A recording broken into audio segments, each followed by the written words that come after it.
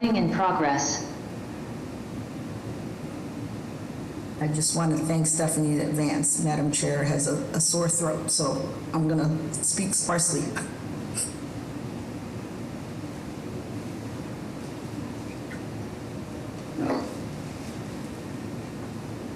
Good morning. The City of Boston Zoning Board of Appeal hearings for April 29, 2025 is now in session.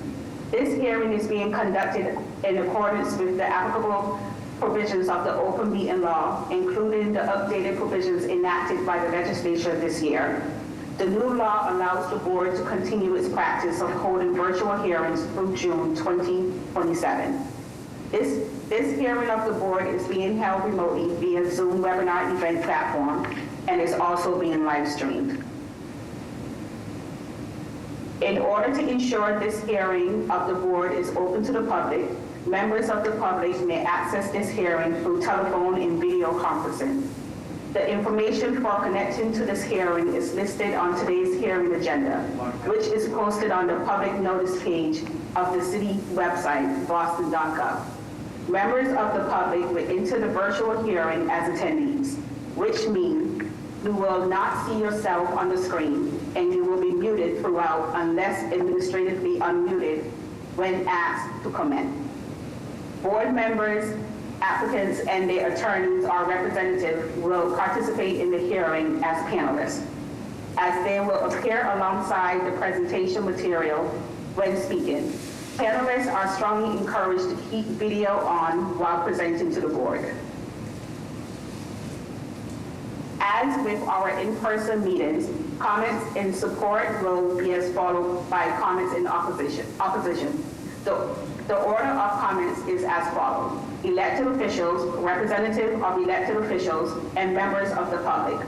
The chair may limit the number of people called upon to offer comment and the time for commenting as time constraints required.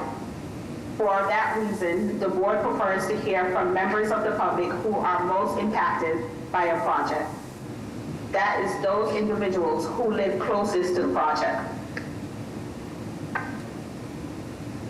If you wish to comment on an appeal, please click the raise hand button along the bottom of the screen in the Zoom webinar platform. Click it again and your hand should go down. When the host sees your hand, you will receive a request to unmute yourself. Select yes, and you should be able to talk. If you are connected to the hearing by telephone, please press *9 to raise and lower your hand. You must press *6 to unmute yourself after you receive the request from the host.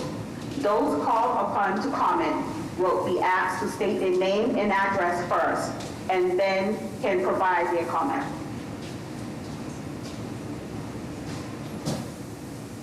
In the interest of time and to ensure that you have enough time to do so, please raise your hand as soon as Mr. Sandberg reads the address into the record. Do not raise your hand before the relevant address is called, or the meeting host will not know to call on you at the appropriate time. I'm going to pass it over to Madam Chair to do the roll call. Thank you. Mr. Stembridge. Good morning, Madam Chair. Present. Good morning, Mr. Valencia. Good morning, Madam Chair. Present. Good morning, Ms. Barabraza. Good morning, Madam Chair. Present. Good morning, Ms. Turner.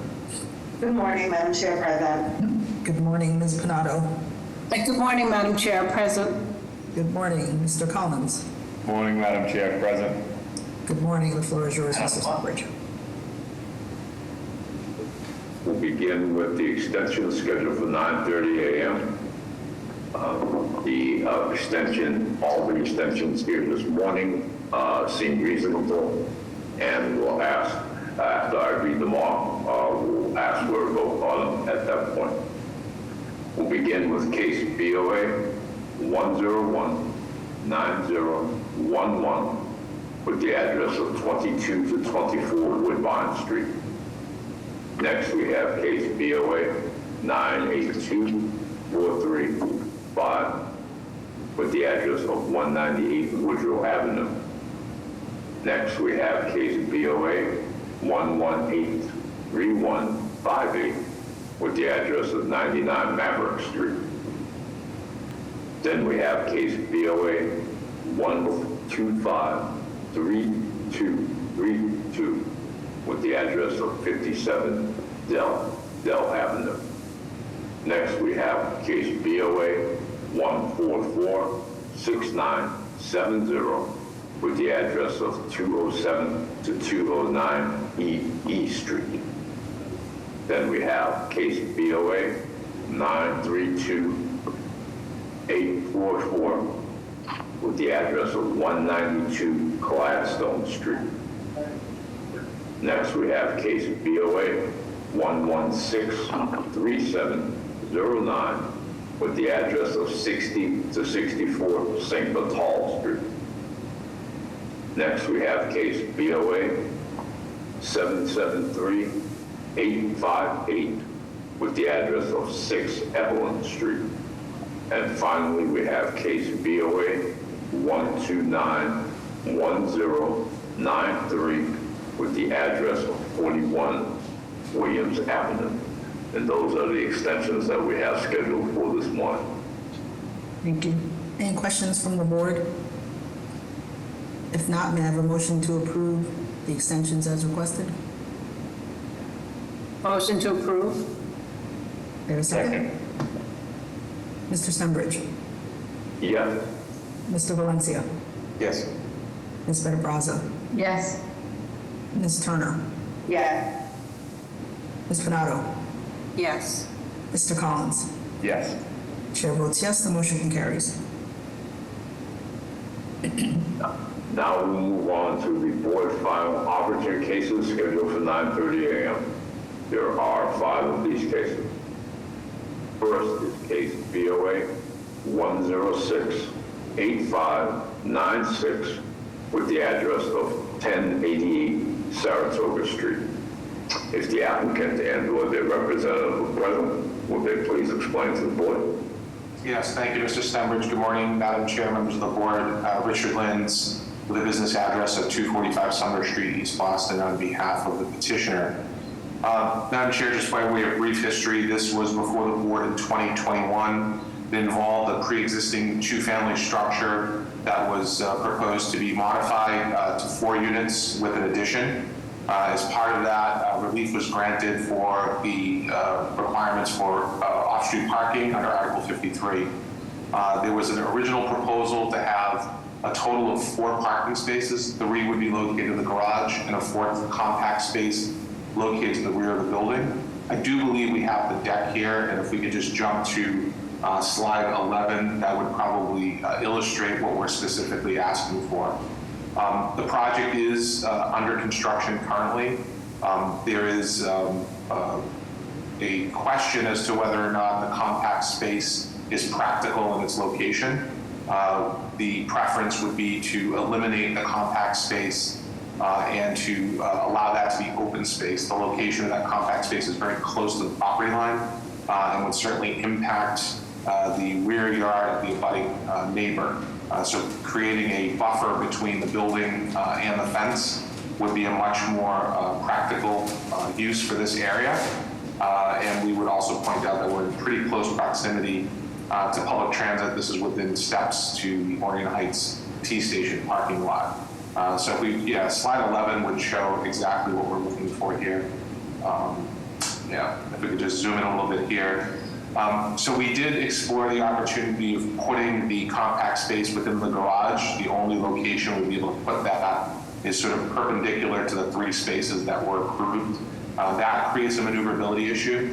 So we had petitioned through ISD plans examiner to take this before the board for the request for board final arbiter. As I said, the board did grant relief for insufficient off-street parking. This was a 2-unit building. It was proposed to be changed to 4 units, and as a result, we were required to get relief for the additional spaces that would be, or additional units are being proposed. Again, I would submit, I feel that the parking issue in this particular location is not necessarily the biggest concern considering its proximity to public transit, but also would identify this area as a better use of space for open space and screening and buffering. So with that, I'm happy to answer any questions regarding that change. Thank you. Any questions from the board? No questions. No questions, okay. Hearing none, may I have a motion? I make a motion of approval. Or a second? Second. Mr. Stenbridge? Yes. Mr. Valencia? Yes. Ms. Better Brazza? Yes. Ms. Turner? Yes. Ms. Panado? Yes. Mr. Collins? Yes. Chair votes yes, the motion carries. Good luck. Thank you very much. Next, we have case BOA 1482725 with the address of 247 to 251 Hancock Street. If the applicant and/or their representative present, will they please explain to the board? Thank you. Good morning, Madam Chair, members of the board. Johanna Schneider with the law firm of Penaway and Barnes, business address 75 State Street. On behalf of the applicant, AU Manager LLC, this is a proposal to replace an existing car wash at 247 Hancock Street in Dorchester with a 47-unit residential apartment building, 100% of which will be affordable. The board approved this project in July of 2023. Since that approval, the project has undergone a design review process with the Mayor's Office of Housing. That process resulted in some minor refinements in order to align the project with MOH guidelines with respect to unit size. The refinements increased the gross floor area of the project from 48,000 square feet to 48,488 square feet, so approximately 1% increase in size. The modal setbacks of the building, for which the ZBA had previously granted relief, also shifted somewhat. These changes are shown on Exhibit A to our Board of Final Arbiter submission and on the floor plans accompanying that request. As you can see from the images that are currently being shared, there is no perceptible difference in the appearance of the building, and these changes do not trigger any new zoning violations. You should also have in the record a letter of support from the Mayor's Office of Housing, noting that all sources of funding for this project are in place and emphasizing the urgency of closing this project by June 30th, 2025. Approval from this board of these minor changes is part of the critical path to closing by the end of June. Based on the foregoing, we would respectfully request that the board approve these project changes to enable the expeditious delivery of 47 much-needed units of affordable housing in the city. Thank you. Any questions from the board? The only question I have is on the shared drive, did your side yard increase at all in regards to the violation? I'm looking at the 3'6". Did that stay the same? It stayed the same. The Okay, only thing that has changed is that existing building alignment conformity. Okay, great. I don't have any further questions. Thank you. Thank you. Is there a motion? Madam Chair, I'd like to put forward a motion of approval. Is there a second? Second. Mr. Stenbridge? Yes. Mr. Valencia? Yes. Ms. Better Brazza? Yes. Ms. Turner? Yes. Ms. Panado? Yes. Mr. Collins? Yes. Chair votes yes, the motion carries. Good luck. Thank you. Next, we have case BOA 1270458 with the address of 525 East Broadway. If the applicant and/or their representative present, they please explain to the board. Yes. Good morning, Madam Chair, members of the board. Mark Lacasse, Lacasse Law, 75 Arlington Street in Boston. I represent the St. George Albanian Orthodox Cathedral in South Boston, which is immediately to the right on the image that you see here on the screen of this handsome building that the church also owns at 525 East Broadway. This board in 2023 approved conversion or restoration of that residential structure from 2-family to 3-family with some minor zoning relief related to a small 2-story addition on the side of the building. And if you go to slide 6, that demonstrates that piece, as well as there was a proviso of the board's prior decision to remove a rear deck on the extension at the back of the building. So the two changes before you this morning represent the reduction of that 2-story addition on the side, which was to contain bathrooms. That's being removed, and a small 1-story box will be for improved access to the basement. And then the second change is that the rear deck has been removed, but an egress stair has been added for egress from the third and second floor down to the rear yard. If you flip to slide 6, oh, sorry. Next one. Here we are. So the image on the left is simply a three-dimensional of the front of the building, no changes perceptible there. The image on the right shows the small, now one-story box for the basement access, and the rear stairs access and the elimination of the roof deck. And then if you go to the final slide, there are some elevations which depict these two changes as well.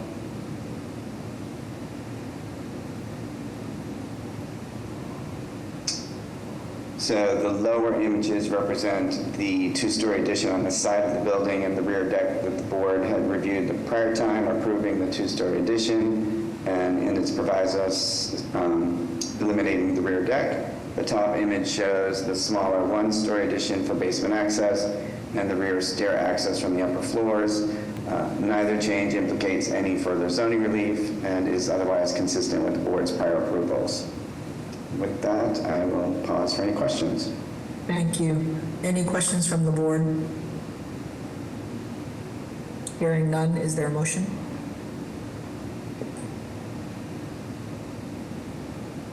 Madam Chair. Yes. I second.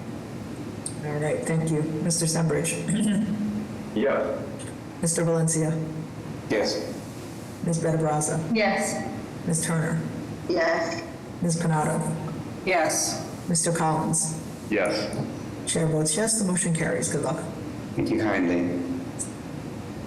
Next, we have case BOA 1255410 with the address of 19 Bennington Street.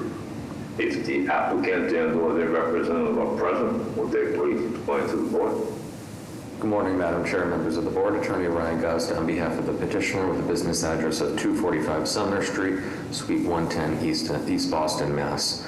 With me on the call as well is Felix Zemmel, who is the code consultant on the project. As the board might recall, back in 2023, the zoning board previously granted relief to the existing restaurant La Terraza at 19 Bennington Street to update the certificate of use and occupancy to include use item 38 so as to allow live entertainment at the property operating after 10:30 p.m., which required a conditional use permit at the site. However, since that time, the restaurant has had some difficulty obtaining the updated CO due to some issues identified by the building department insofar as under the state building code, this can technically be considered a nightclub given the presence of low lighting levels, live entertainment, and an occupancy number of 80 persons. So this would require the installation of a 72-inch wide front door, as well as a few other emergency system responses at the property, which are impractical given physical constraints at the property itself. So since that time, we've been working with ISD to come up with a creative solution so as to allow the restaurant to move forward.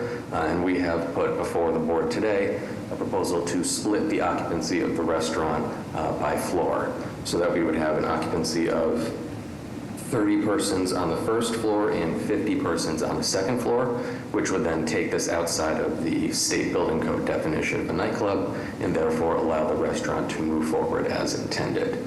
Otherwise, there are no physical changes at the property, and nothing has changed in terms of what was presented and approved by the board back in 2023. So in this respect, we're asking for the board's approval today to basically divide the building's occupancy by floor and to ratify the former relief as applying to each individual floor.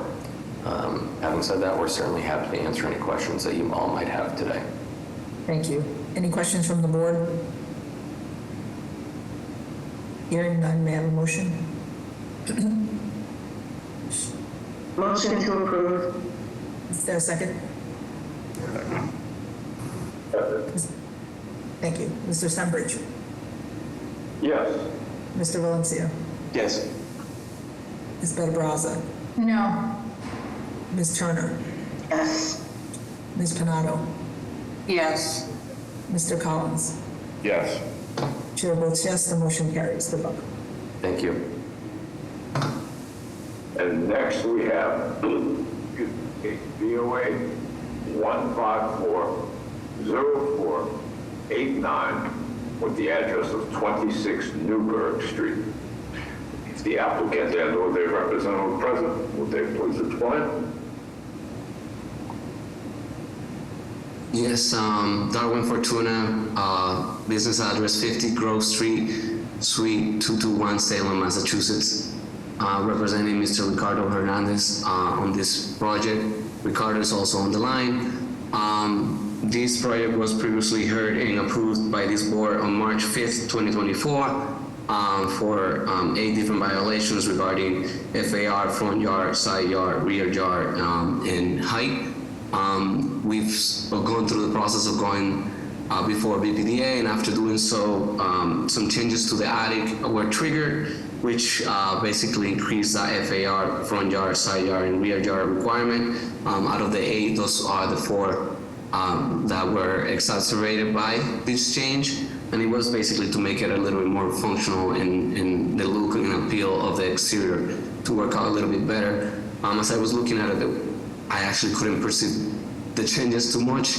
I wasn't the architect of record at the beginning. I am now with the owner working together on that. So if Ricardo may add to that change, he's here, the owner, but that's basically what's before you today. Thank you. Are there questions from the board?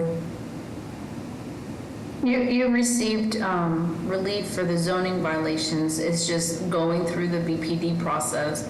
You are just increasing those violations by a little, correct? Exactly. That's exactly what happened. Yep. Okay, I don't have any further questions. Thank you. Thank you. Is there a motion?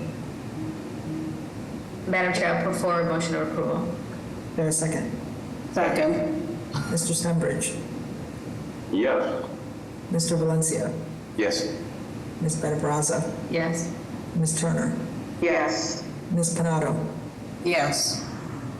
Mr. Collins. Yes. Chair votes yes, the motion carries. Good luck. Thank you.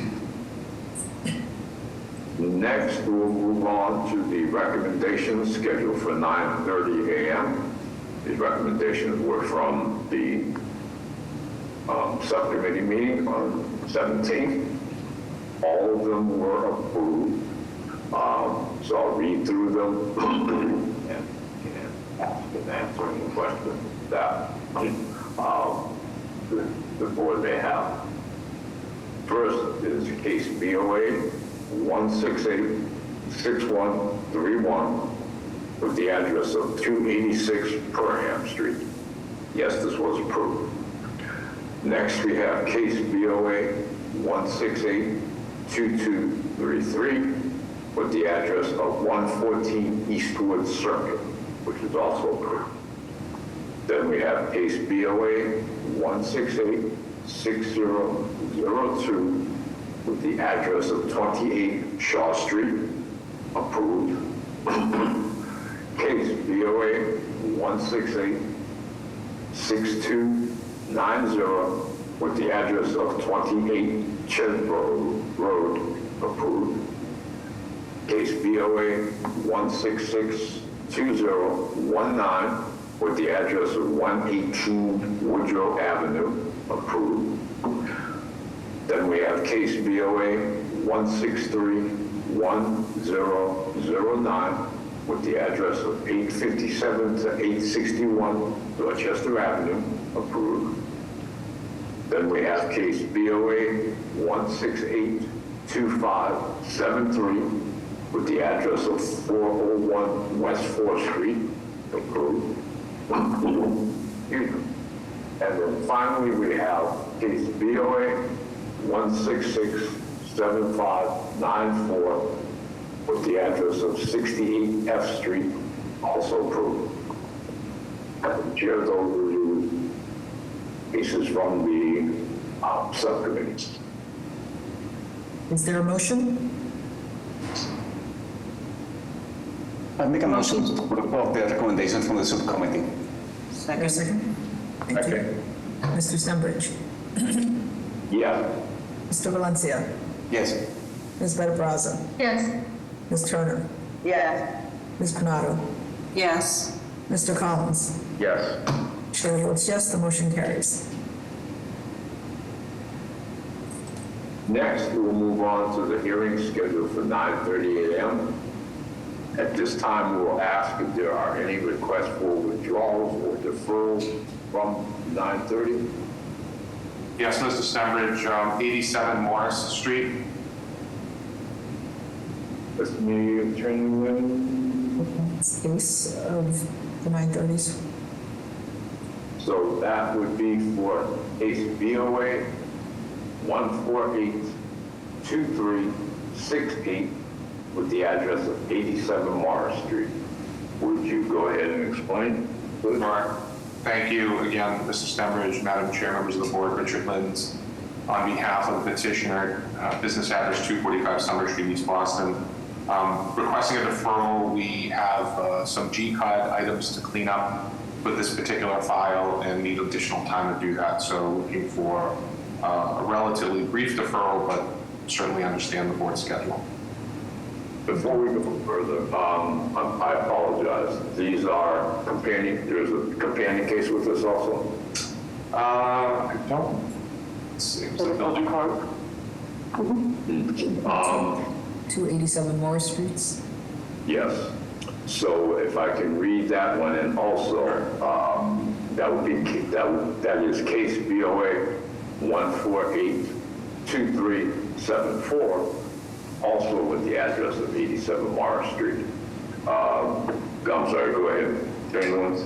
Yes, I'm sorry. Yeah, that was for the building code, which we're actually addressing and should be able to dismiss that request at the next hearing, but really just an issue for the G-code that we need to address. Stephanie, do you have dates? Madam Chair, we have June 3rd, June 24th, or July 8th. Let's go to the 24th, please. Okay, with that, may I have a motion?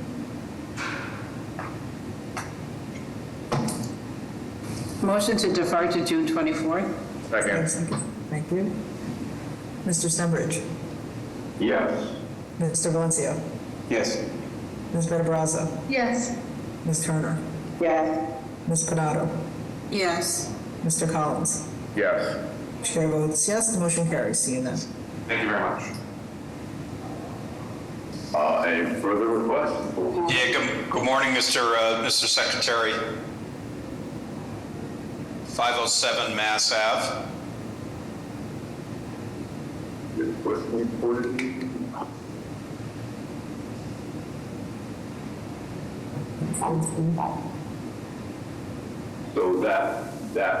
So this request is for case BOA 1690706 with the address of 507 Massachusetts Avenue.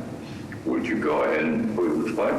Yes, thank you, Mr. Secretary, Madam Chair, members of the board, Attorney Joe Hanley, McDermott, Quilty, Miller, and Hanley, 28 State Street in Boston. We received the Planning Department's recommendation, which references some issues with regard to the Coastal Flood Resiliency Overlay District, and we would like to ask for a brief deferral for the opportunity to address the BPD recommendation with respect to our resiliency plans, which I don't think were either received or reviewed as part of that recommendation. Stephanie, dates? June 3rd, June 24th, or July 8th. Yeah, June 3rd would be great. With that, may I have a motion? Make a motion to defer to June 3rd. Second. Mr. Stenbridge. Yes. Mr. Valencia. Yes. Ms. Benabraza. Yes. Ms. Turner. Yes. Ms. Pinato. Yes. Mr. Collins. Yes. Chair votes yes, motion carries. See you then. Thank you very much. Are there any further requests for withdrawals of deferrals from 9:30?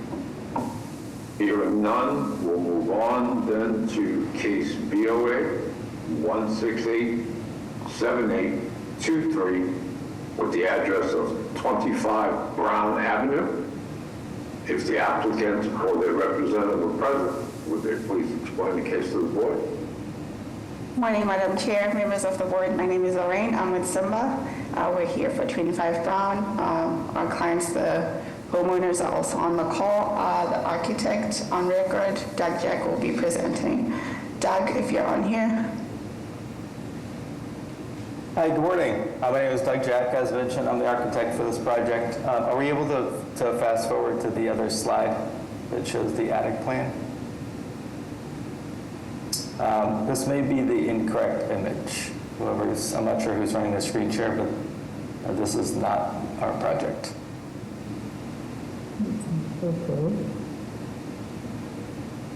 Yeah, it should just be an attic renovation on my title block, Nidify Studio.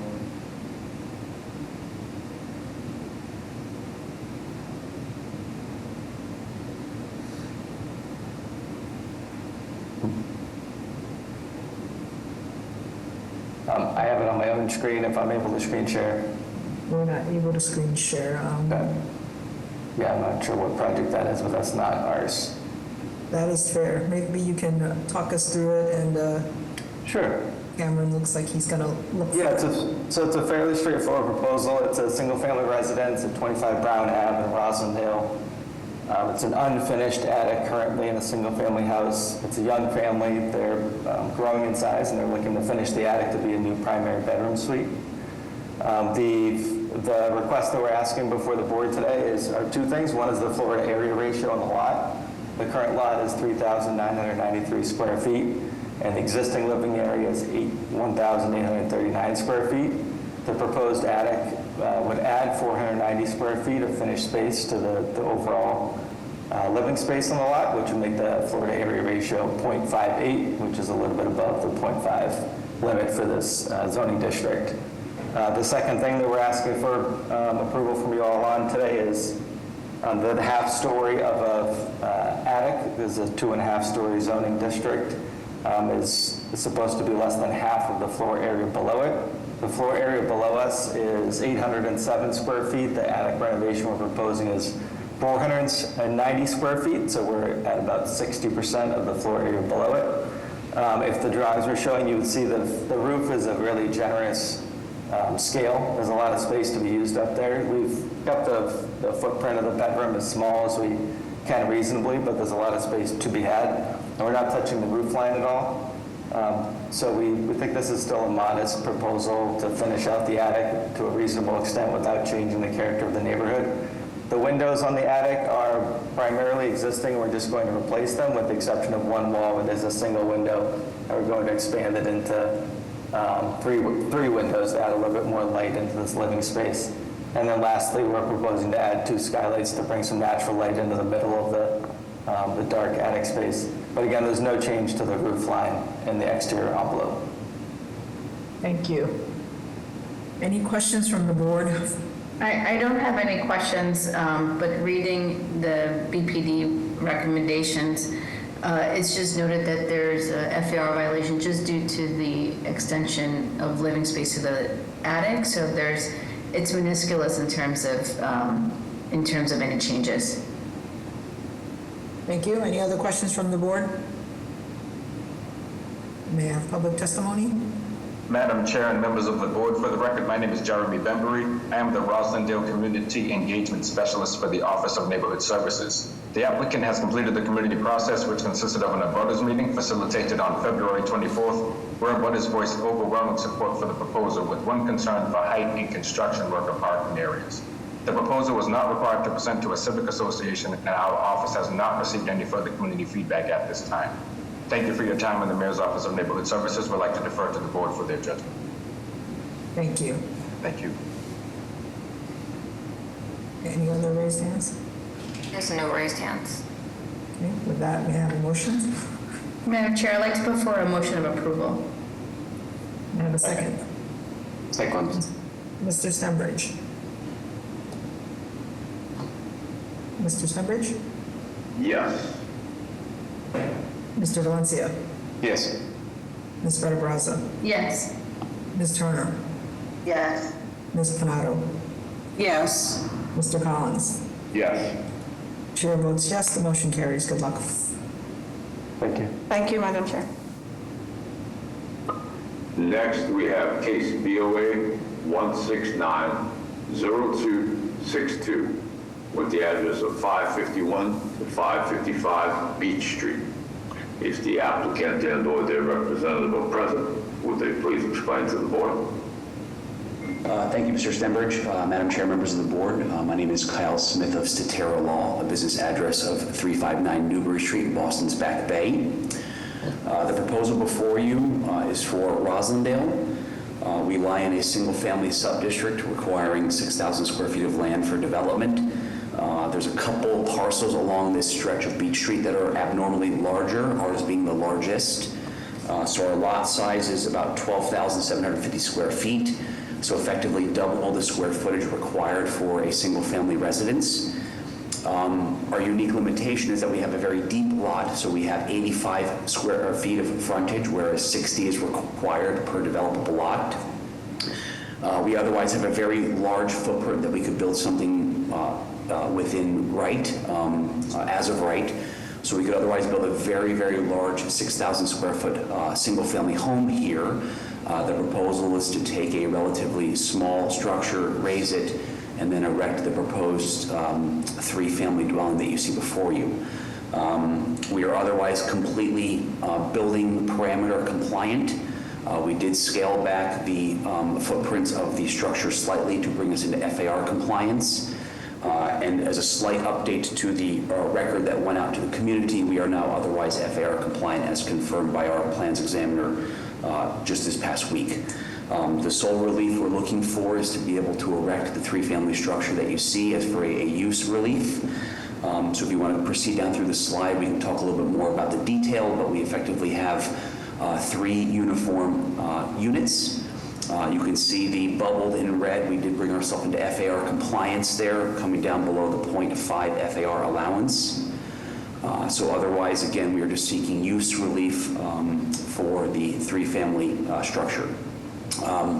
The proposed owner on the call with us, Matthew Arnold, is also the architect. We've intentionally stepped back the structure from right to left to give some deference to our most immediate impacted abutter to our left. To the right of the structure is the proposed driveway with setbacks, so we do have a lot more distance between our proposed structure and the immediate abutter to our right. The abutter to our left would be the most impacted, so we're trying to step back the structure to reduce the proposed massing, the visualness of the massing, as well as to give some additional sight line to our neighbor to our left. The proposal calls for 3 units, all slightly in excess of 2,000 square feet of livable square footage. Proposed to be 3-bed and a 4th kind of office/bed, so arguably 4 beds in total, stretched over 3 floors. So first floor would be with basement level, unfinished. First floor, slightly elevated above grade, would be livable and open and common, and then second floor would be 3 beds, and then the third floor is a reduced footprint proposed master bed and bath.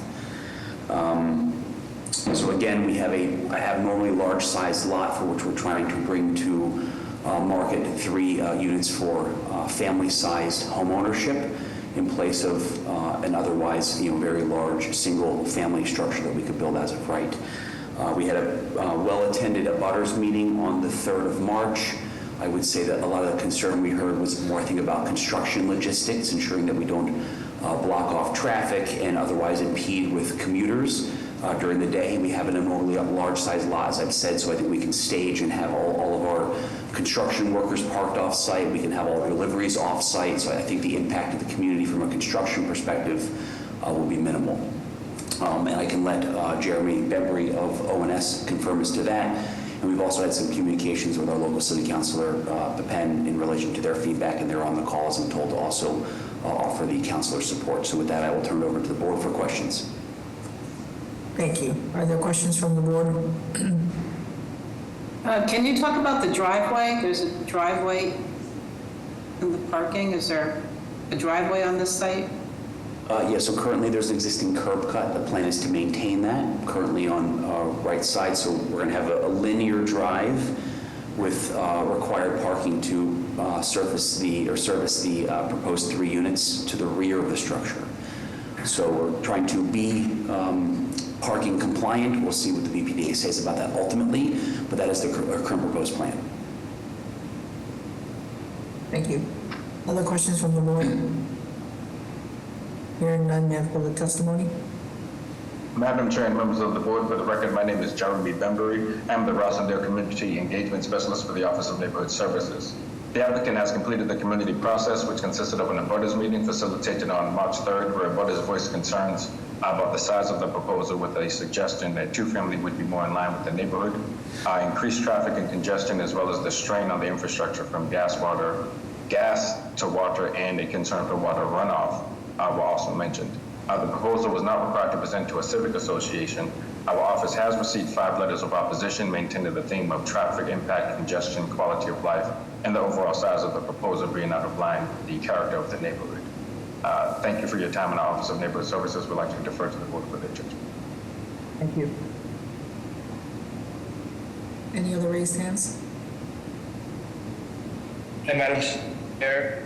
If I may, my name is Eddie Conley. I work in the office of City Councilor Enrique Pepin as the Constituent Services and Policy Coordinator, and I'm here to represent our office's stance on this project. Our office and the councilor is in support of this project, being a home ownership opportunity for families in Rosendale, which is a very family-oriented neighborhood. We're very pleased with the parking accommodations on the property, which has been a very large community issue in District 5. And so we're happy to see home ownership in a building that isn't very aggressively placed into the neighborhood. And so our office is in support of this project. Thank you. Thank you. There is one hand raised. I'm getting you. It's a cell phone number.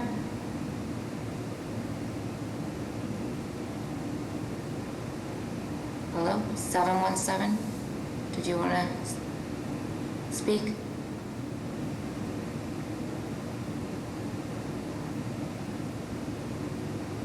Okay. Maybe that was an accident. Okay, there's no other hands raised. Any other questions from the board? Yeah, I only have a comment in the site planning. The neighborhood is in a single-family kind of typology, and so you typically see like a single walkway with its driveway on one side, and so my only kind of comment would be that the BPD takes a look at the site planning. If you're introducing a new typology like 3 townhouses, is there a way that you're not cutting up the lot and introducing 3 individual walkways? So that would just be kind of my comment that needs to be looked at more carefully, the site planning of the project.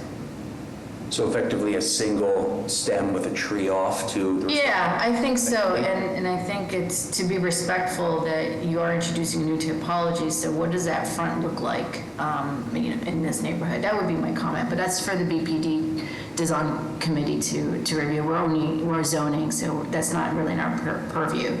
But it is important that if you're shifting from typology, that you still are working within the contextual kind of design aspects of the project. No further questions or comments. Thank you. With that, may I have a motion? So with that, I would like to make a motion of approval with a proviso that the project undergoes site planning, design review with BPD, and to look specifically at not only the parking layout to increase landscaping, but to also look at the walkway configuration. Is there a second? Second. Mr. Stenbridge? Yes. Mr. Valencia? Yes. Ms. Benabraza? Yes. Ms. Turner? Yes. Ms. Panado? Yes. Mr. Collins? Yes. Chair votes yes, the motion carries. Good luck. Thank you, Madam Chair, members of the board. Next, we have case BOA 167 9123 with the address of 4280R Washington Street. Okay, right. If the applicant and/or their representative are present, will they please explain the case to the board? Hi, my name is Kevin Slopes. I'm the GC on the project for Robert Tradui. I'm here with his daughter, Erin Tradui, that's representing him as well. The reason for our Board of Appeals issue is the zoning. The garage currently sits right on the sidewalk, and as of years ago, the insurance company has been asking us to take it down and rebuild, but we thought it was a better proposal to build it further back in the lot and move it away from the street. As of right now, we have suppliers that come, trucks block the road. With us being able to move it back, it's roughly 45 feet away from the sidewalk. The supply trucks would be able to get off of Kittredge Street and just go into the property instead of impeding traffic. I know the zoning rules is we're supposed to be 65 feet or more away from the sidewalk. This doesn't meet that expectation of zoning, but it does make it the best possible for the community, for traffic, and make it look a lot better in the area as well. Are there questions from the board? Hearing none, may I have public testimony? Madam Chair and members of the board, for the record, my name is Jeremy Bembury. I am the Rosendale Community Engagement Specialist for the Office of Neighborhood Services. The applicant has completed the community process, which consisted of an abutters meeting facilitated on February 18th, very lightly attended with two constituents, one who voiced support, the other representing West Village Neighborhood Association, who inquired about groundwater removal and a concern for a tree on the property, suggesting an arborist involvement to save the tree. To date, we have received no further community feedback at this time. Thank you for your time in the Mayor's Office of Neighborhood Services. We'd like to defer to the board for their judgment. Thank you. Thank you. Any other raised hands? No, nothing else. With that, may I have a motion? Make a motion to approve. Is there a second? Second. Mr. Stenbridge? Yes. Mr. Valencia? Yes. Ms. Benabraza? Yes. Ms. Turner? Yeah. Ms. Panado? Yes. Mr. Collins? Yes. Chair votes yes, the motion carries. Good luck. Thank you. Thank you for your time. Next we have case BOA 1685652 with the address of 43 Algonquin Street. If the applicant and/or their representative are present, will they please explain to the board? Good morning to the board. My name is Leslie Wuku. For the record, I am a residing family member at 43 Algonquin Street. Today we are requesting for relief for a project converting a single-family dwelling into a two-family dwelling. We are currently the only single family in the neighborhood. We went through the abutters process and kind of explained the project. We are looking for relief. We are also providing, parking was a problem, so we provided parking on the side. And, we currently have some issues with setback, but we are here in front of the board today to ask for relief for the project. We are looking to expand, again, going up with the project, just to create enough space for the family members who currently residing in the single family to be able to expand. So we're here to support and asking for your support and moving forward with this project. And we also have the city council Jeremy here who we went through the process with. Other questions from the board? Hearing none. Can you show us the site plan and how the driveways are configured? It sounds like there's two driveways now. Yes, we currently have a driveway, an existing driveway, and we'll be providing an additional driveway on the left side of the property. That should have been in the first, if you go all the way, I believe it was the first. Yeah. Second page. Yes. But I see another potential parking space. It's Petunia's paved. Do you have another parking space at the rear? No, there's no parking in the back. So is you have asphalt at the rear? Yes. Paved. It's just a So paved drive. what do you use that hard surface for? Currently, we use it just for, that's where the kids, we have a, how do I say, grass on the side and the asphalt where we kind of just have the kids' toys and stuff where we kind of store that. But there's no access to drive through there to park. Okay, great, thanks. No problem. Other questions from the board? I know the planning department is opposed to a second driveway. Yeah, I mean, what I see, the rear is, yes, I noticed that too, Jean, and, and it seems like the applicant was responding to the neighbors of kind of increasing another parking space. Is that correct? Correct. So the question, yeah, how many are they adding and how many are they taking away on the street? Is there street parking on that street? Are you taking away a parking space by adding a curb cut? So there's currently street parking, and with the proposed driveway, we'll be creating additional street parking because our cars will be off the side of the street. So that will create additional parking for the residents to park in. But you're taking away a street parking and adding just one parking space? No, we are adding two additional. The driveway occupies two cars. But they're tandem. I see Bob D'Amico has his hand up. I don't want to let him take over. Sure.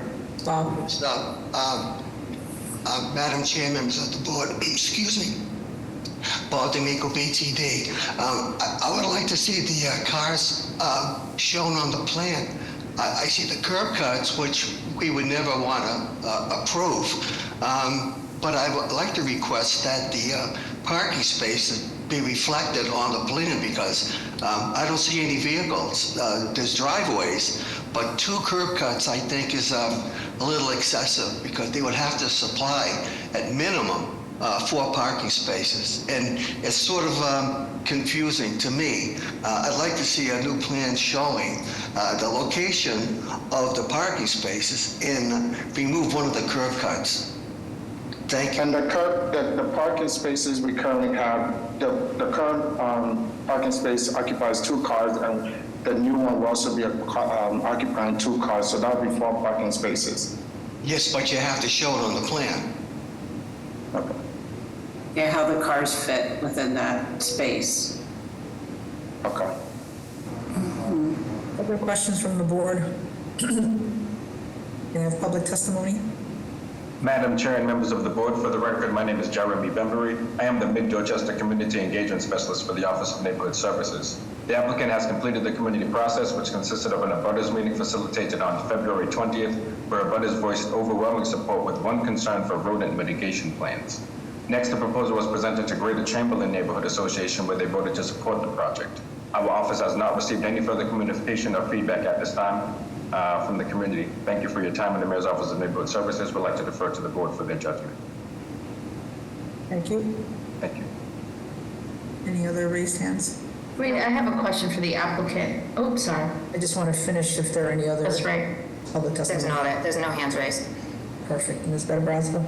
Yeah, so the deck that seems like it's existing, would you be open to reworking the deck so that you can use your existing curb cut and find a way to have the additional 2 parking space near the rear, but have only one driveway aisle? Would you be open to that? Yes, we will be open to that. Okay, great. So I don't have any further questions. Any other questions from the board? May I have a motion? Madam Chair, I'd like to put forward a motion of approval with the proviso that the applicant works with BPD in, actually there's 2 proviso. One is that there's only one existing curb cut, so to eliminate the second proposed. And the second proviso is to work with BPD on a site planning strategy that allows the applicant to increase their parking by working the site plan. Thank you. Is there a second? Second. Mr. Stenbridge? Yes. Mr. Valencia? Yes. Ms. Better Brazza? Yes. Ms. Turner? Yes. Ms. Bernardo? Yes. Mr. Collins? Yes. Chair votes yes, the motion carries. Good luck. Thank you. Next, we have case BOA 1683263 with the address of 64 Nelson Street. If the applicant and/or their representative are present, would they please explain the case to the board? Thank you, Mr. Stenbridge, and good morning, Madam Chair and the board. My name is Ryan Willingham, manager of 64 Nelson LLC and the owner of the property located at 64 Nelson Street. We are looking to erect a four-unit multifamily structure. Each floor will be one unit, 1,500 square feet, containing 3 bedrooms and 2 baths. The unit level with the parking will be an accessible unit. There will be 4 parking spaces in the back. The bottom unit is a at grade with Nelson Street at the front of the property, but below grade in the back of the property where the parking is located. And the top unit does have a attached roof deck with the property. I also have my architect Bonnie Tan on the line as well to answer any questions that the board may have. Questions from the board? Hearing none, may I have public testimony? Madam Chair and members of the board, for the record, my name is Jeremy Bembury. I'm the Dorchester Community Engagement Specialist for the Office of Neighborhood Services. The applicant has completed the community process, which consisted of an abutters meeting facilitated on February 6th with no abutters in attendance. The proponent went on to present to Redefining Our Community Neighborhood Association, where they were approved to move forward. To date, our office has received 2 letters of opposition, both concerned for parking and congestion due to the amount of proposed parking on site. Thank you for your time, and the Mayor's Office of Neighborhood Services would like to defer to the board for their judgment. Yeah. There's no other hands. Any other raised hands? Lisa? Nope, no other hands. Any other questions from the board? Hearing none, is there a motion? I'll make a motion for approval. Second. Mr. Stenbridge? Yes. Mr. Valencia? Yes. Ms. Better Brazza? Yes. Ms. Turner? Yes. Ms. Bernardo? Yes. Mr. Collins? Yes. Chair votes yes, the motion carries. Good luck. Thank you. Next, we have case BOA 1688468 with the address of 1526 to 1530 Dorchester Avenue. If the applicant and/or their representative, this is a cannabis case. If the applicant and/or their representative are present, will they please explain to the board? Absolutely. Good morning. Good morning, Madam Chair and members of the board. My name is Judith Ledbetter, and I'm the applicant for the proposed cannabis retail establishment at 1526 to 1530 Dorchester Avenue, named Zeb Boutique. Business address 28 Church Street, Winchester, Massachusetts.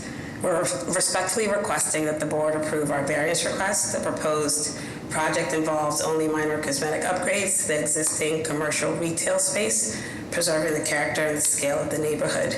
We understand that cannabis establishments require a conditional use permit and distance requirements under Article 65, Section 8 of the zoning code, and we've been mindful of these standards throughout this process. Since we began the process, we've received letters of support from our city councilors, John Fitzgerald, Brian Worrell, city councilors at large, Julia Mejia, city council president, Ruthie Nguyen, as well as Senator Miranda. We also collected 300 signatures of support, which were submitted to the Boston Cannabis Board prior to their review in January 2025. where we received a positive recommendation and a host community agreement for this location. We've also engaged with the community extensively and received positive feedbacks from some of the local stakeholders. We believe the establishment will contribute to the vitality of Dorchester Corridor, offering a well-regulated, community-centered business that prioritizes public safety, compliance, and economic opportunity. For these reasons, we respectfully ask that your favorable consideration and approval of our various requests today. I'm happy to answer any questions you may have. Thank you for your time. Thank you. Can you just talk about your operating hours, security plan, things of that nature? Absolutely. So our operating hours were proposed to the city were 10 a.m. to 7 p.m. Monday through Sunday. Our operating plan will be based on the standards set by the Cannabis Control Commission with over 30 security cameras, a security access into the facility, 21 ID check.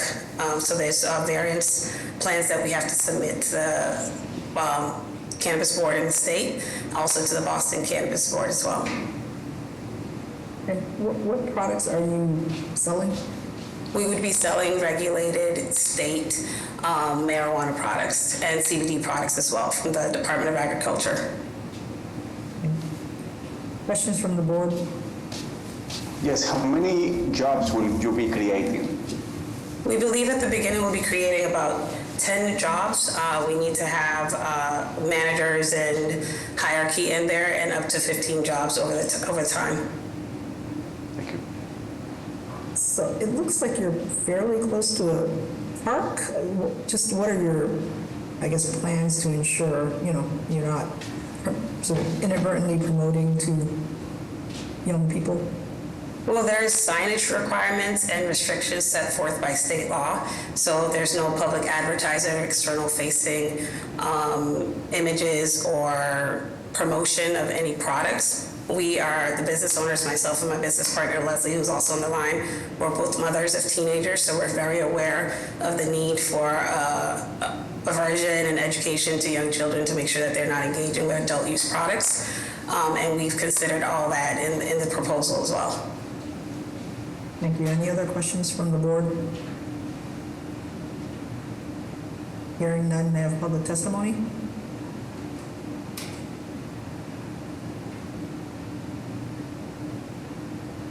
Sorry, yes, Madam Chair, members of the board, Connor Newman with the Mayor's Office of Neighborhood Services. At this time, the Mayor's Office will go on record in opposition of this proposal.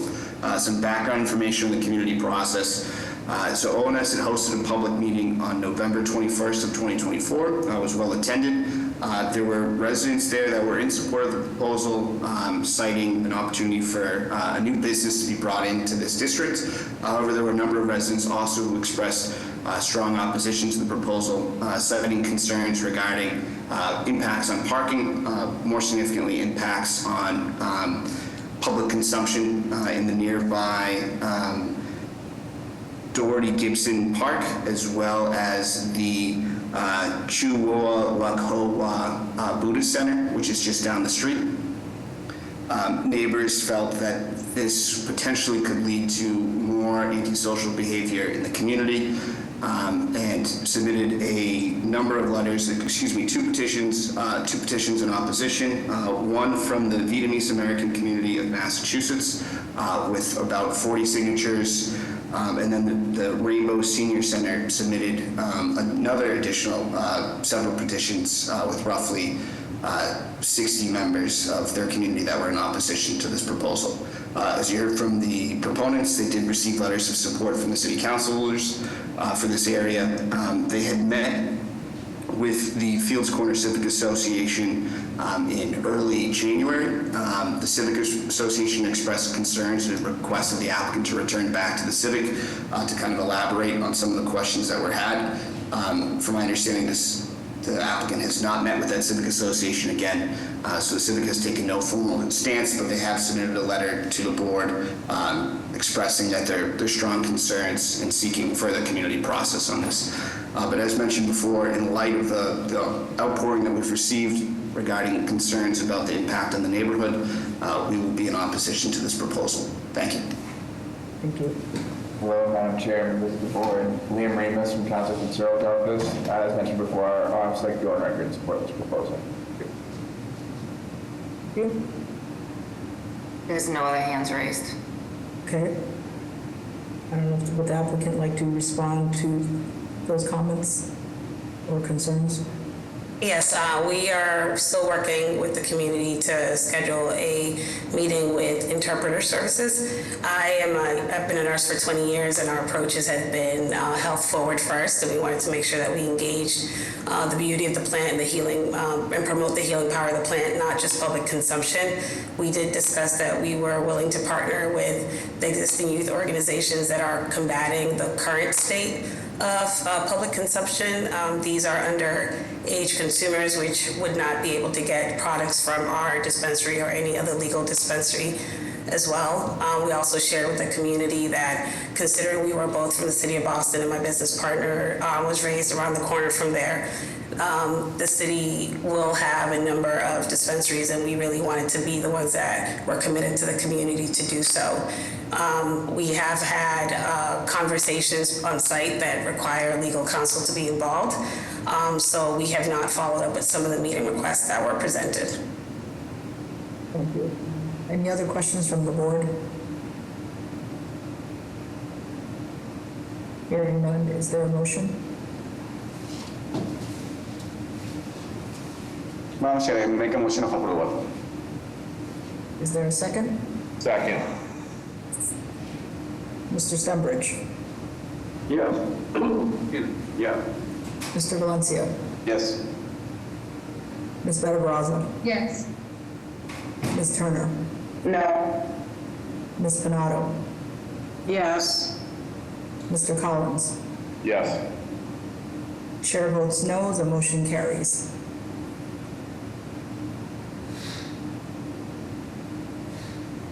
Next, we have case POA 1689001 with the address of 155 Dudley Street.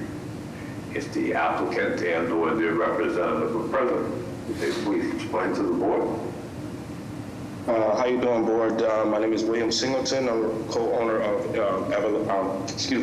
Elevator Artists Inc. to Stay. We are trying to better our community by adding a business to the Nubian Square area. We are doing a tattoo has evolved into a widely respected art form and professional industry. It is not only a personal form of self-expression, but also a thriving sector and contributing to the local economy. We will effectively benefit the community by approving, if we get approval of the zoning change, by creating more jobs, supporting local artists, and contributing to the tax revenue within our local community. The plans which you have are for our future development to even more beautify that corner. If you all know, it has been closed and it's been vacant for a long time, and we're just trying to add a business there that is respectable and provide good opportunities for young youth and artists in the area. Any questions from the board? Hearing none, may I have public testimony? Yes, Madam Chair, members of the board, Connor Newman with the Mayor's Office of Neighborhood Services. At this time, the Mayor's Office would like to defer to the judgment of this board. Some background information in the community process. ONS hosted a butters meeting on March 11th. It was lightly attended. No concerns were raised in the meeting. We did have someone on from the local Main Streets group that was very supportive of the work that the applicant had done in beautifying the property. There was no active civic association in this area, so beyond that, we're unaware of any concerns. With that, defer to the board. Thank you. Thank you. Any other raised hands? No hands raised. With that, may I have a motion? I'll make a motion to approve. Is there a second? Second. Mr. Stenbridge? Yes. Mr. Valencia? Yes. Ms. Better-Brazza? Yes. Ms. Turner? Yes. Ms. Pinato? Yes. Mr. Collins? Yes. Chair votes yes, the motion carries. Good luck. Thank you. The next case has been deferred, which takes us to 2 companion cases. These are both Article 80 cases. First, we have BOA 1693424 with the address of 20 to 24 Malcolm X Boulevard. Along with that, we have case BOA 1693422 with the address of 70 Dudley Street. If the applicant and or the representative are present. Yes, Mr. Stanbridge. Good morning, Madam Chair, members of the board, Attorney Derek Small. I have a business address of 51 Dobson Road. And with me as part of the team today, we have Mr. D'Artagnan Brown from Embark Architects, and we have Mike Messina and John Sullivan from the ownership group. Today, we're here seeking relief for our development projects at 2024 Malcolm X Boulevard and 70 Dudley Street. The 2024 Malcolm X Boulevard project is to erect a 6-story mixed-use building with 111 residential units, retail space on the ground level, and 33 parking spaces, with 18 of those units being IDP units. The project at 70 Dudley Street is to erect a 3-story building with 12 residential units, all of which are home ownership, and that project will consist of 3 IDP units.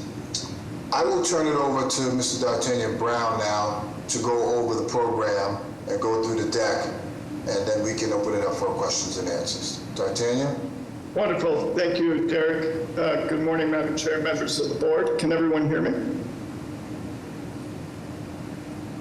Yes, okay. Thank you again. So as Derek mentioned, we've gone through a robust process with the community, the city, to end up at the proposed project today.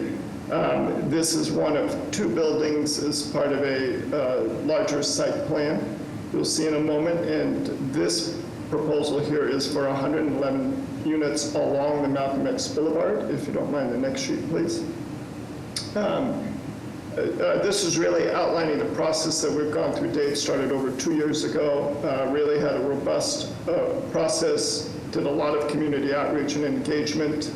Next slide, please.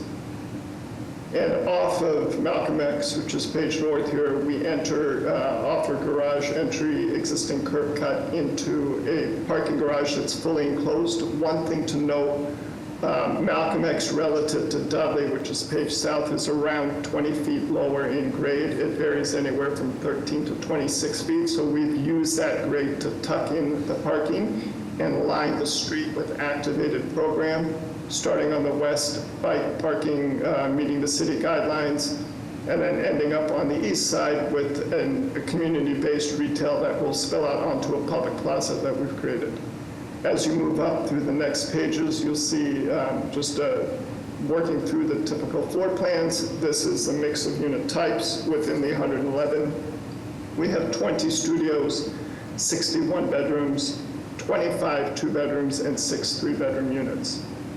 This is architectural elevations just showing the design that we've worked with closely with the city and the abutters to come up with, really descaling the building, richness of materials as it works its way around the property.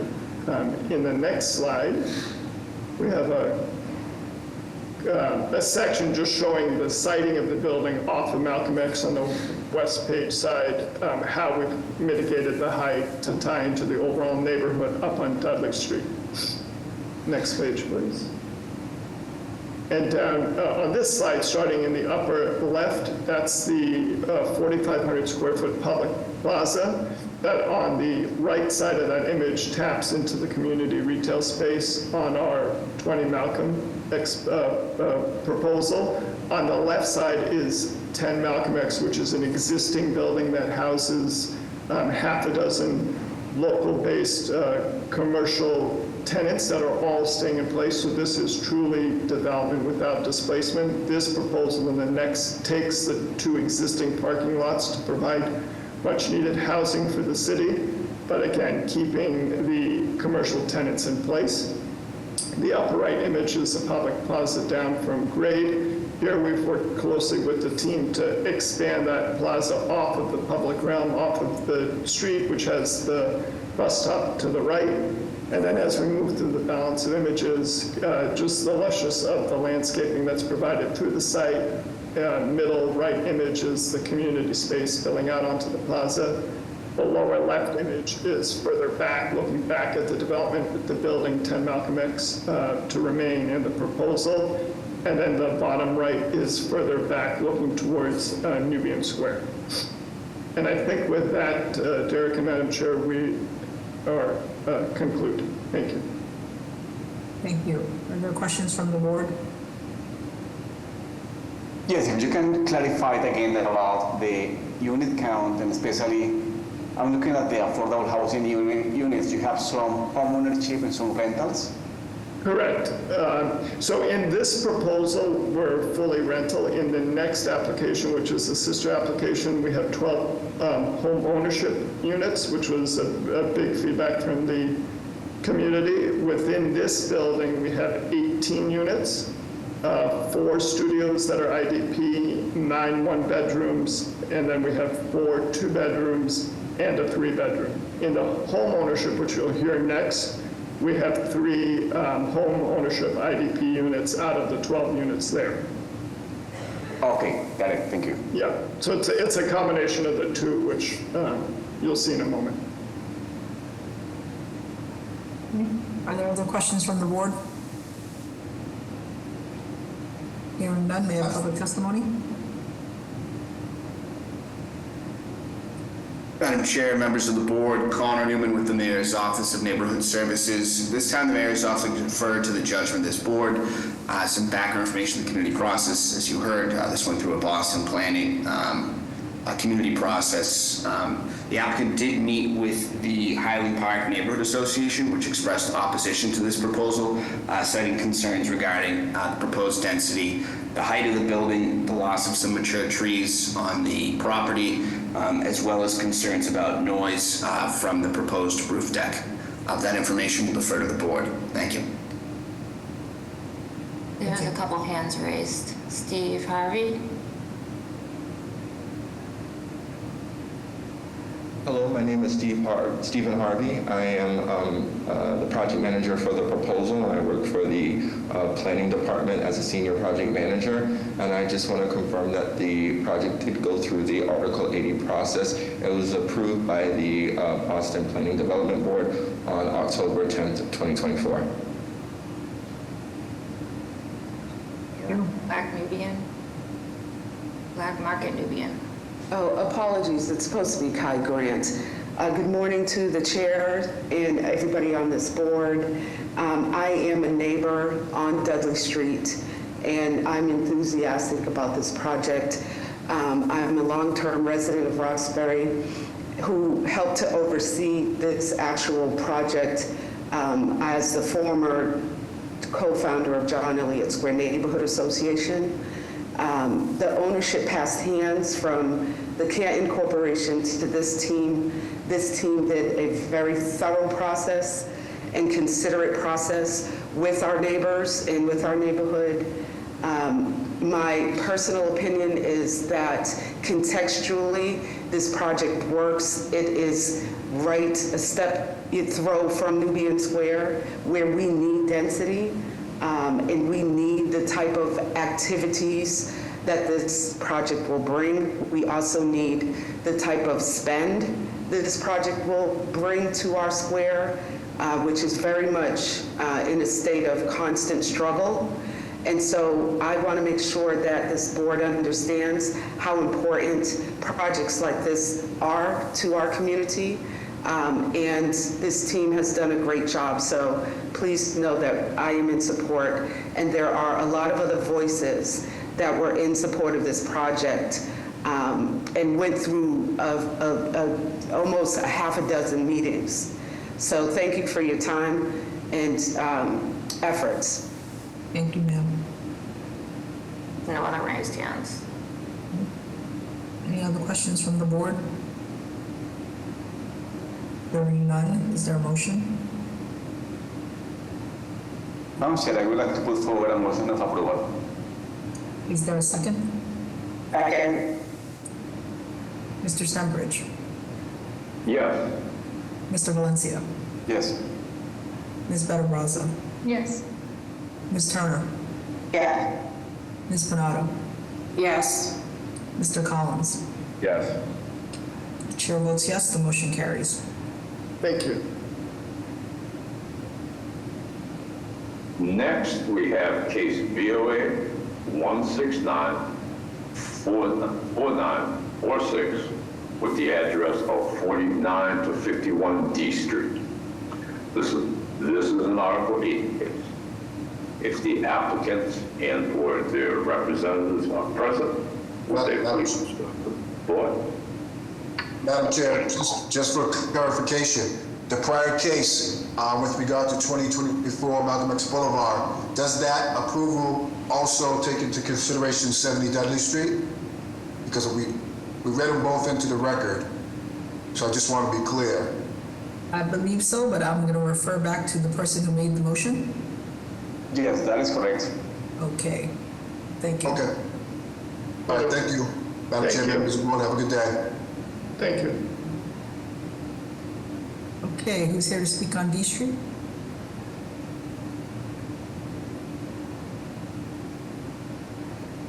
Is the applicant on for D Street? Hello. Is that you, Mr. Moranci? We can see you but not hear you. I can't see where you are.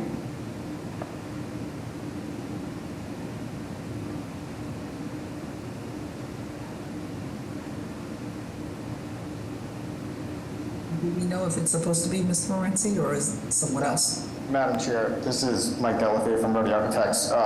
George Moranci is here to speak on the project. It looks like he's having audio issues at the moment. Okay.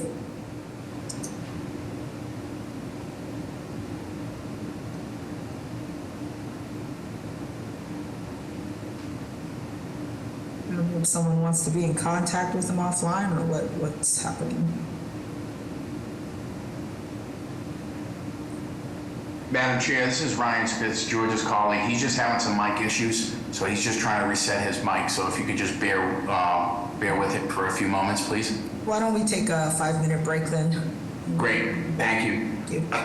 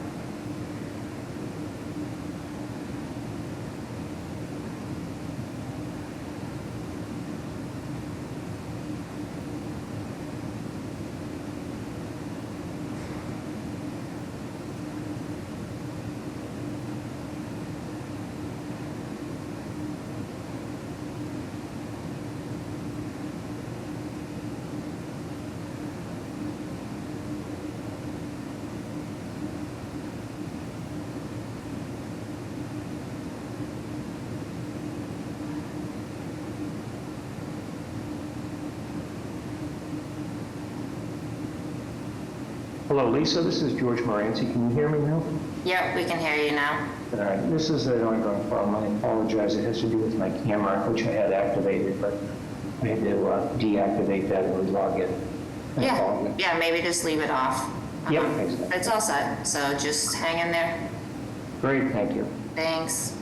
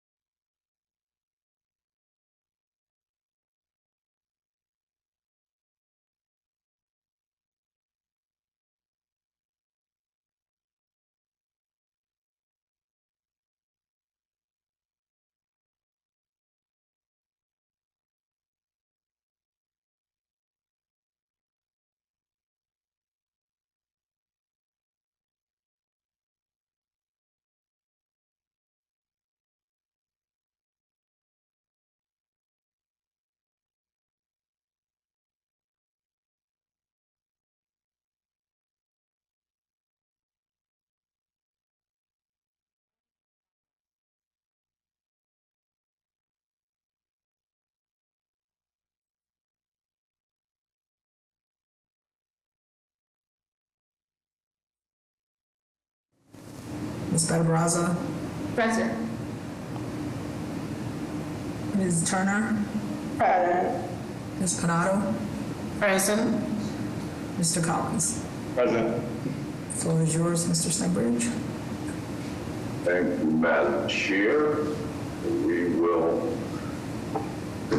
We'll go back to case BOA 1694946 with the address of 49 to 51 D Street.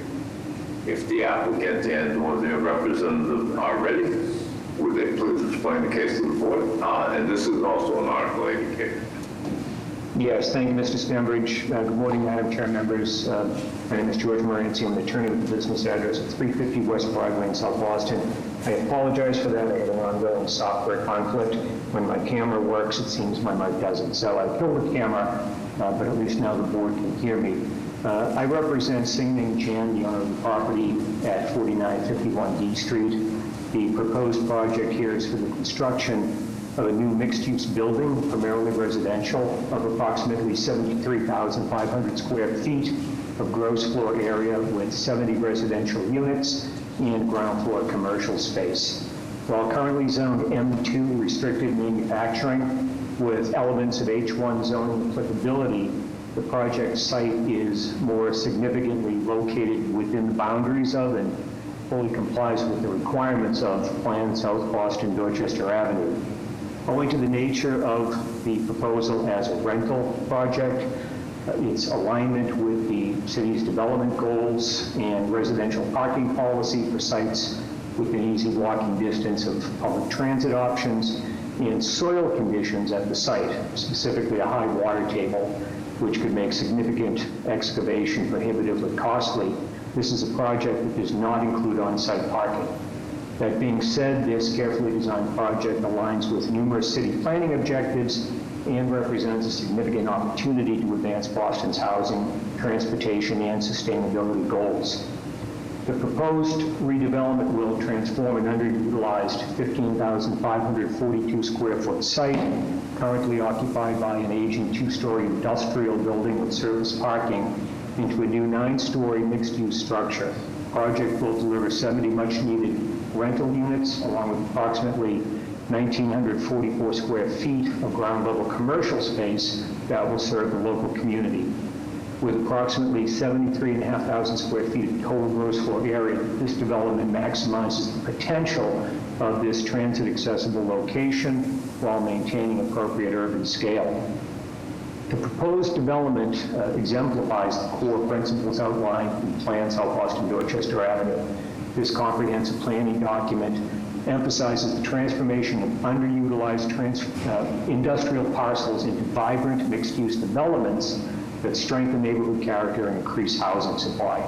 The plan specifically identifies this corridor for increased density to accommodate Boston's growing population while preserving the existing character of established residential areas. The project's 9-story height is consistent with the plan's vision for this area, which encourages taller buildings along major corridors while ensuring appropriate transition to surrounding neighborhoods. The inclusion of ground floor commercial space directly fulfills the plan's goal of creating active pedestrian-friendly streetscapes that enhance neighborhood vitality and provide services to residents. The development's transportation approach precisely follows the recommendations outlined in the South Boston Transportation Access Plan. Rather than adding to the neighborhood's traffic congestion with excessive parking, this project emphasizes alternative transportation modes by providing 70 resident bicycle parking spaces within the building and 14 visitor bicycle spaces in the public realm. In addition, the project will fund the creation of a new 15-dock blue bike station in close proximity to the project site. This robust bicycle infrastructure meets all city requirements and encourages sustainable transportation choices. The project site's location offers exceptional access to public transit with multiple bus routes, and both Andrew and Broadway Rapid Transit Station on the MBTA's Red Line within easy walking distance. This transit-oriented location makes it an ideal candidate for reduced or no vehicular parking projects, in line with the City of Boston's residential parking policy that specifically encourages fewer on-site parking spaces in transit-rich areas. The city's comprehensive housing plan, Housing a Changing City Boston 2030, establishes clear targets for housing production to accommodate Boston's growing population. This development's 70 rental residential units, represent a meaningful contribution toward this goal, helping address the housing shortage that continues to drive up housing costs in the city.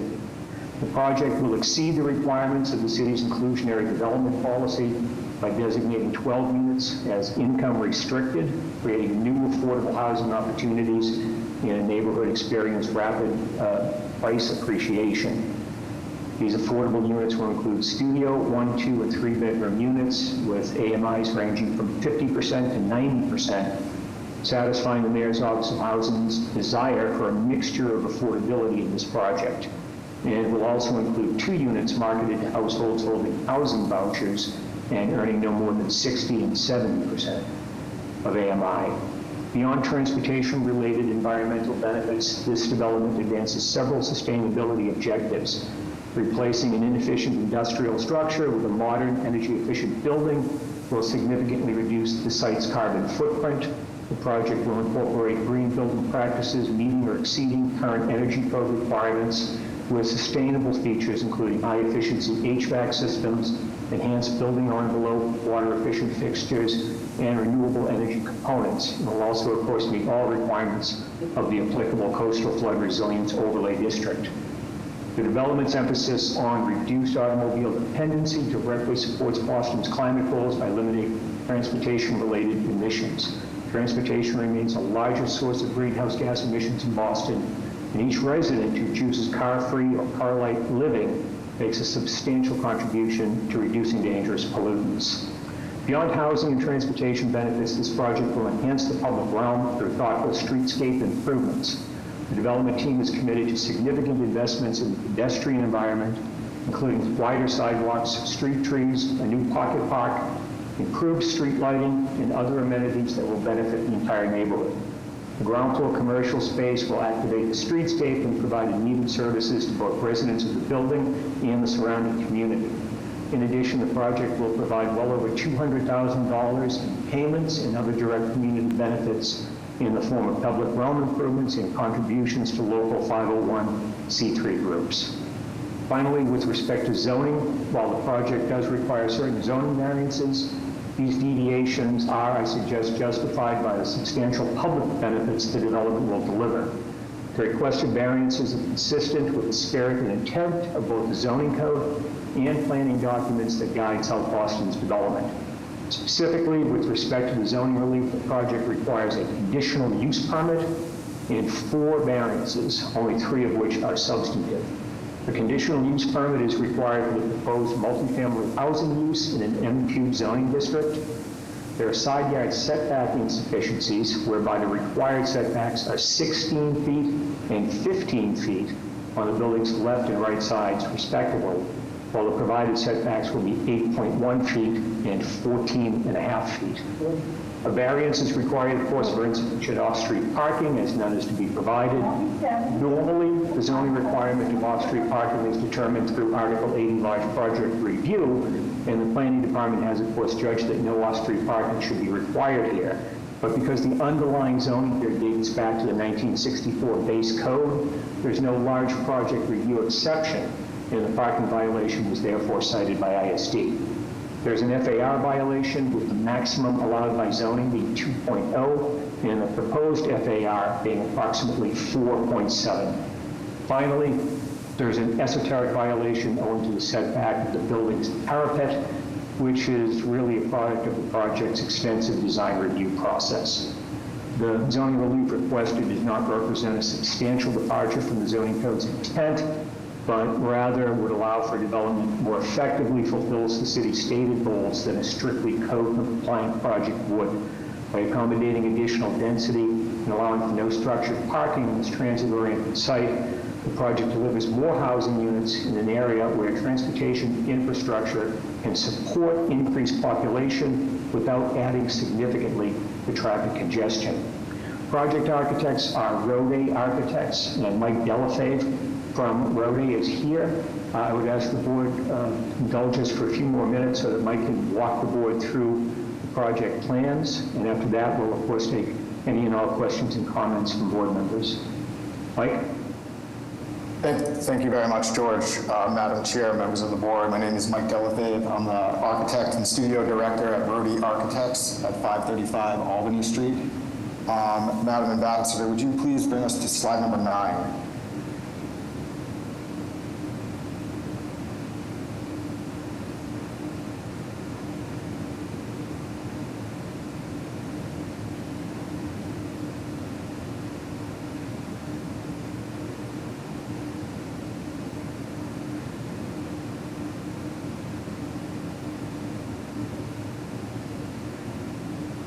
Actually, a little bit more, a little bit further, right? Next one, right there. Thank you very much. So I'd like to provide a little bit more context to George's overview. So you can see the site here located on D Street, sandwiched between Old Colony and Dorchester Avenue. It's a post-industrial site. Just to our northeast is the Speedway gas station. Next slide, please.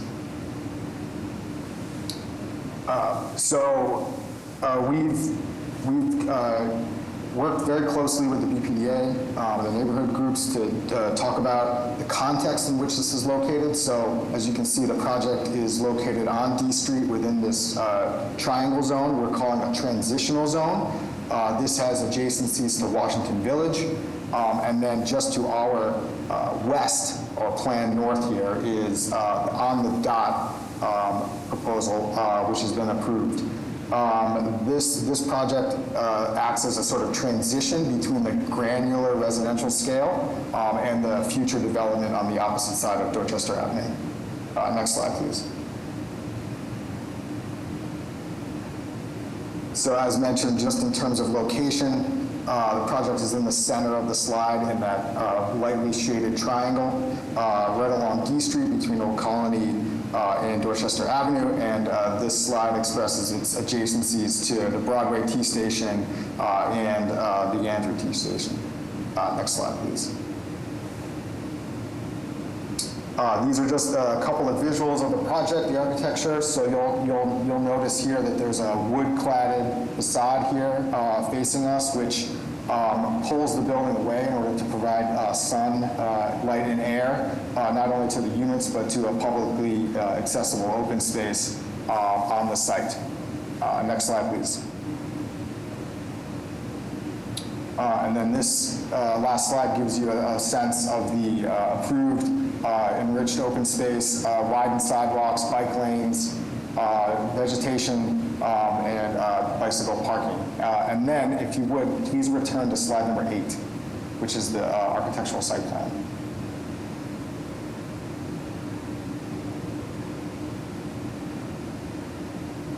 This is it. Excellent. Oh, I'm sorry. The site plan down a little further. Thank you.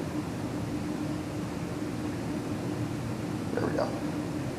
So just to further reiterate here, the landscape has been enhanced, and in the upper left-hand corner of the site, we have that approved public open space, and you can see how the building sort of pulls away to provide that. We have enhanced street trees and then landscaping around the perimeter of the building. We do provide a ramp that provides access to the large bike parking. The retail space is at grade, as well as the orange-colored lobby.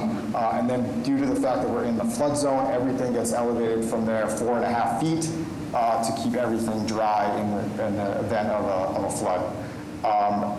I will turn this back over to George for comment. Thank you, Mike. I have nothing additional. Be happy to take any questions board members may have at this time. Thank you. So I just want to start with a question around parking. So I'm sure you're aware we've received quite a number of letters and emails regarding the lack of parking. If you could elaborate upon that, that would be appreciated. Certainly. Thank you, Madam Chair. When the project was in its beginning stages, we did look at having some parking. There is a limitation to, site limitation to what could be done here in terms of parking, both in terms of site size and soil conditions. The short version is that a garage here, a below-grade garage, would be able to accommodate approximately 14 spaces, no more than that, and would have to utilize slurry wall construction due to the site having a high water table. A reasonable estimate that our engineers provided the cost of adding 14 parking spaces to this project would be well over $5 million, which would be adding approximately $75,000 to the cost of each unit. But more than that, this project is archetypal for a transit-oriented project within easy walking distance of multimodal public transportation. It's exactly the kind of project I think that the city should be encouraging, and indeed the planning department did encourage in providing 70 rental units where people who do not choose to own a motor vehicle and do not want to pay additional cost for structured parking that they don't need can have a unit within easy walking distance to rapid transit and bus lines. In addition to that, we also pointed out that because of the great amount of development activity in this area, as Mike noted on his contextual plans, there's going to be a lot of garages coming online in the near and not too distant future for residential projects, but also for commercial projects, specifically lab and office space. And these are garages for the commercial uses that would not be used nights and weekends, providing availability in the area for overnight and weekend residential parking for people who would, for whatever reason, choose to move to a building this close to public transportation with no parking, and yet decide to own a motor vehicle. Our transportation consultant, Howard Stein Hudson, provided, and we provided during the public process just a very limited count of projects that are essentially approved that include lab and office spaces, which would have almost 1,700 lab and office spaces. And this would be on the dot Washington Village at 363 dot Ave projects. Almost 1,700 lab and office spaces that will presumably be available for lease for residents in the area on nights and weekends. Not that we're encouraging them, because we fully believe that this is a project that is going to appeal to and be used by people who want to live in the city in proximity to rapid transit but don't want to own motor vehicles. The fact is that Boston faces significant changes with traffic congestion and associated environmental impacts. We paid attention to all of these, including recent transportation studies showing that South Boston experiences some of the city's worst traffic congestion during peak hours. By prioritizing alternative transportation modes and declining to build in expensive vehicular parking, this building directly addresses the city's stated goal of reducing traffic gridlock. Every household that chooses a public transit, walking, or cycling option over car ownership represents a significant reduction in vehicle miles traveled, which would only help alleviate this neighborhood's traffic challenges. So we believe that this works well as a no parking project, but as I say, the fallback is that there will be commercial spaces available in the area in the not too distant future. Questions from the board? Yes, I have a question. Yes. What about loading when people are moving in and out? What is the plan to accommodate for that? Mike, do you want to indicate the correct slide for that and address the I believe that if we go back to slide number 9.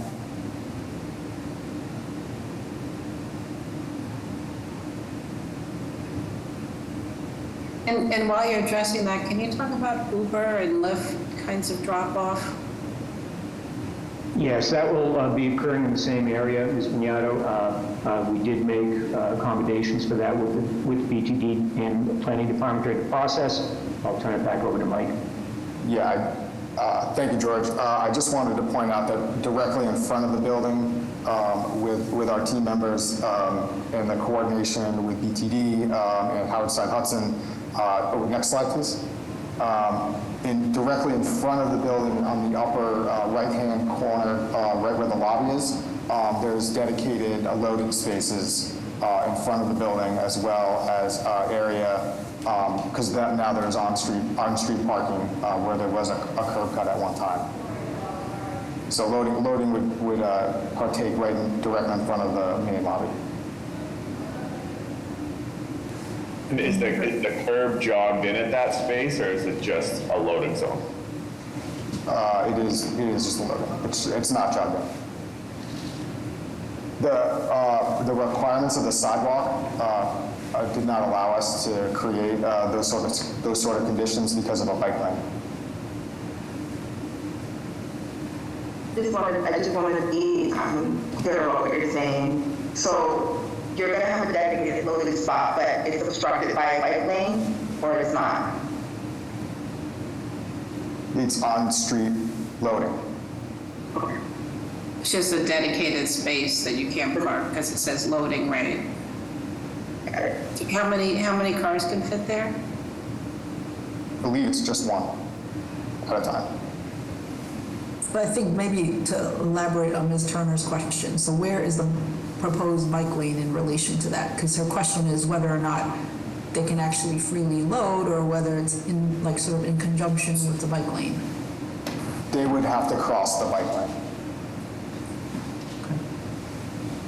Other questions from the board? Yeah, I mean, I would like to hear from the Boston Planning Project Manager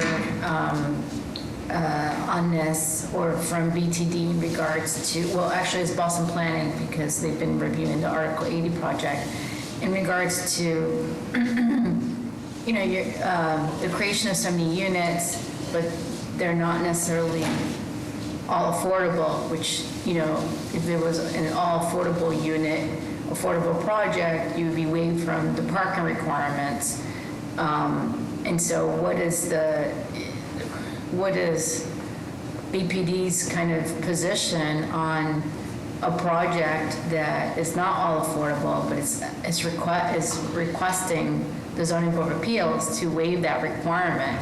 Yes, we know that there is, you know, public transportation, and this is a transit-oriented type of development. So why then just have that requirement on affordable housing projects and not have those and waive that requirement for any type of housing projects that are put in front of us, you know, regardless of affordability? So I would like to understand that position from BPD. That's a Mr. Hampton question, or if that's the project manager question, if either of you. I mean, you know, I think the project in terms of. I'm just asking if either one of them is on. Yeah, it's more to guide the zoning board members on that. Ms. Better-Barraza, this is George Moranci. While we Yeah, I think, George, I'm sorry, we've heard, you know, the financial difficulties. We understand that. And so, and there's a lot of, you know, great aspects of the project. I just would like to hear from the Boston Planning Department on that. Ms. Better-Barraza, the project manager, Tyler Ross, is an attendee. Can we have him promoted? He has his hand raised as an attendee right now. Oh, can you hear me? Yes, sir. Thank you. Good evening, thank you. I mean, not good evening, but thank you, Madam Chair, members of the board. So the proposal before you originally filed on May 30th, 2024, and was approved by our board November 2024. It was hosted and had 3 IG public meetings, June 19th, June 19th, 2024, June 20th, 2024, and August 7th, 2024. They were all well attended and advertised in the local newspapers, and the proponent worked with the Impact Advisory Group, and members of the community could come up with a robust community benefits and mitigation package.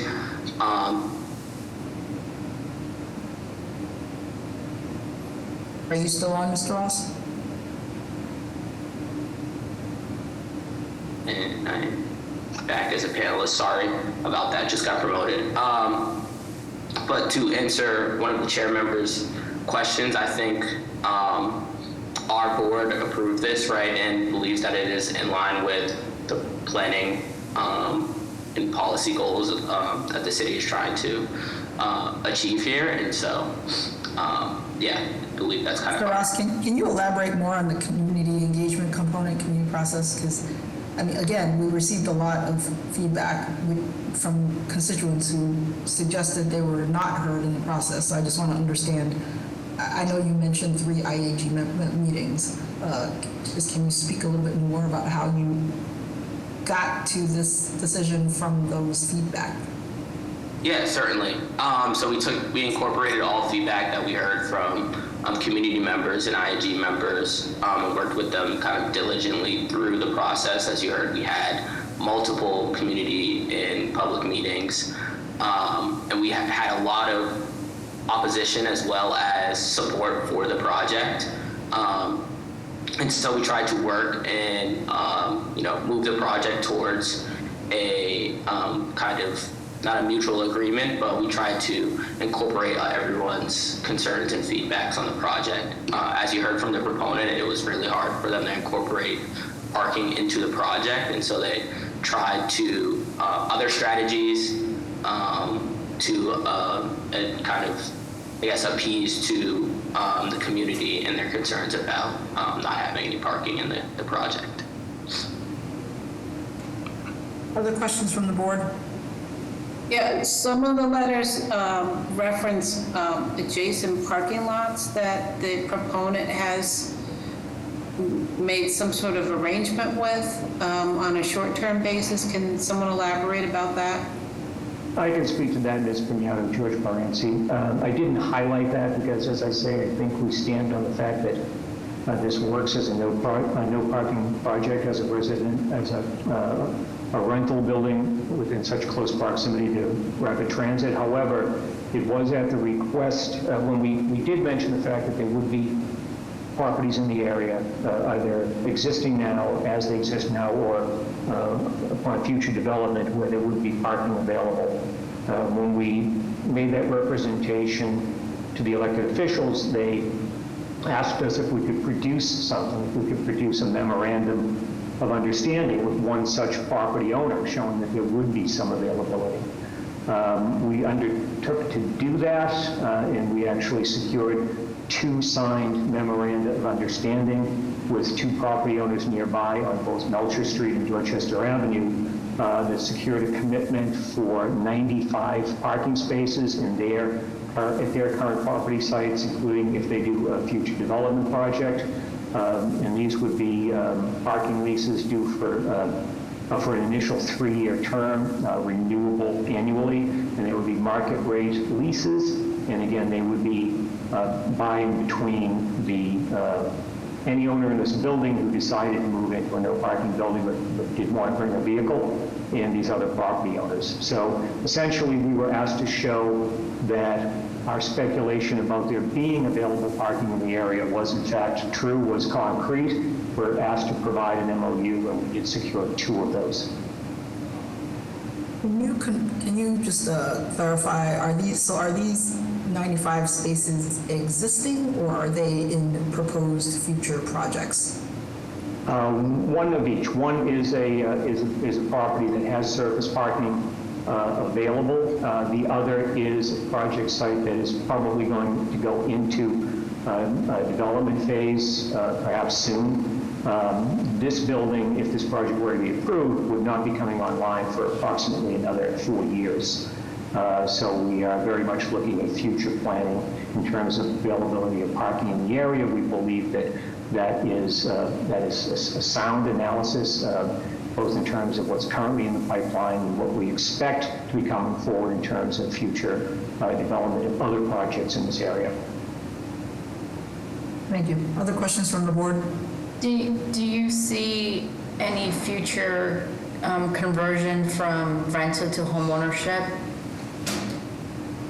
I would say probably not, Ms. Barraza. It is not in my client's business model, who tends to build rental units and to hold them. Not only that, but it's impractical, even with the emphasis on no parking living, is more apt for rental tenants, not to seek or desire parking, whereas condo unit owners are still kind of expecting parking. So there is no plan for that, and we don't think that would be the case. It's certainly not my client's business model. Okay, I mean, because there is studies that if you do have rental and it's more transitory, there's a less need to want a parking space. So, like I said, the project is commendable on its own. I'm just giving kind of a critique that if we are giving, if we are removing the parking requirement for affordable housing, and what is to say that we approve this and you're not providing all affordable housing, there's kind of a disconnect within our zoning law in regards to parking requirements. But we are looking at this on a case by case, and so given that it's a rental unit, there is a case for not needing that. So, it wasn't to critique you particularly, but just what we might be seeing in the future of more projects that are asking for density but no parking because it's not financially feasible. So it's something that the Boston Planning and the Zoning Commission would need to review.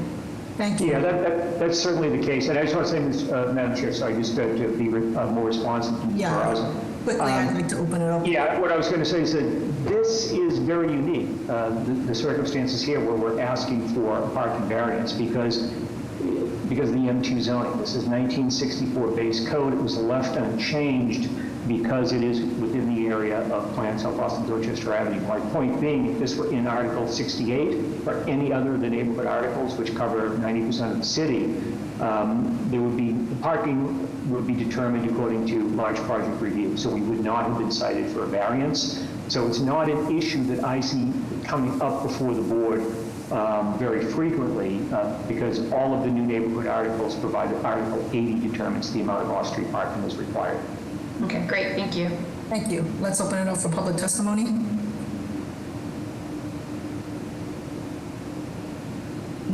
Nicholas? Yes, good morning, Madam Chair, members of the board. Nicholas Zafarakis, Congressman Stephen Lynch's office, District Director, 1 Harvard Street, Boston, Mass. I'm also a South Boston resident, and I know the parking constraints that we have here. Congressman had to fly to D.C. and asked me if I could read his letter of opposition, if that's okay, for the record. Please, quickly. Yes. Dear Madam Chair, members of the board, I'm writing in strong opposition to the appeal by Sing Ming Ching, owner of 4951 D Street, Ward 7, who has filed an appeal to erect a 9-story mixed-use building with 70 residential parking units, and ground-level retail, 71 spaces for bicycles within the building, and 0 parking spaces. After several meetings with the developer, surrounding abutters, and Andrews Square Civic Association, the neighborhood spoke loudly in opposition to this proposal and asked the development team to provide much-needed parking and to reduce the building height to no more than 8 stories. As all our neighbors are fully aware, a very small percentage of new residents regularly use bicycles for travel. The vast majority of new residents own cars. For the city and the ZBA to persist in this fantasy that parking is not necessary is disingenuous. The homeowners, voters, and taxpayers feel that we are being treated with lack of respect by Mayor Wu and administration. You all know there is a great need for parking in the dense neighborhood of South Boston. It appears you are following an abstract ideology fueled by wishful thinking rather than acknowledging what is actually happening in the city and the challenges that residents face. As of last Friday, Mr. Chan's development team indicated to me that they had negotiated and/or executed a 3-year temporary parking memorandum of understanding with nearby property owners to use 90 parking spaces on 2 nearby lots. These lots have already been targeted for development projects in the near future, making these spaces only temporary, pending the development of these lots. While we have worked with Mr. Chan on numerous projects in the past, and although I do appreciate that these efforts have been undertaken in good faith by Mr. Chan's team, the temporary nature of these spaces leave me no alternative but to oppose this project unless some reasonable amount of parking is provided. The proposal will set a dangerous precedent for future development in this dense neighborhood of South Boston, which has limited street parking. It will lower the quality of life and cause unreasonable hardship to the community.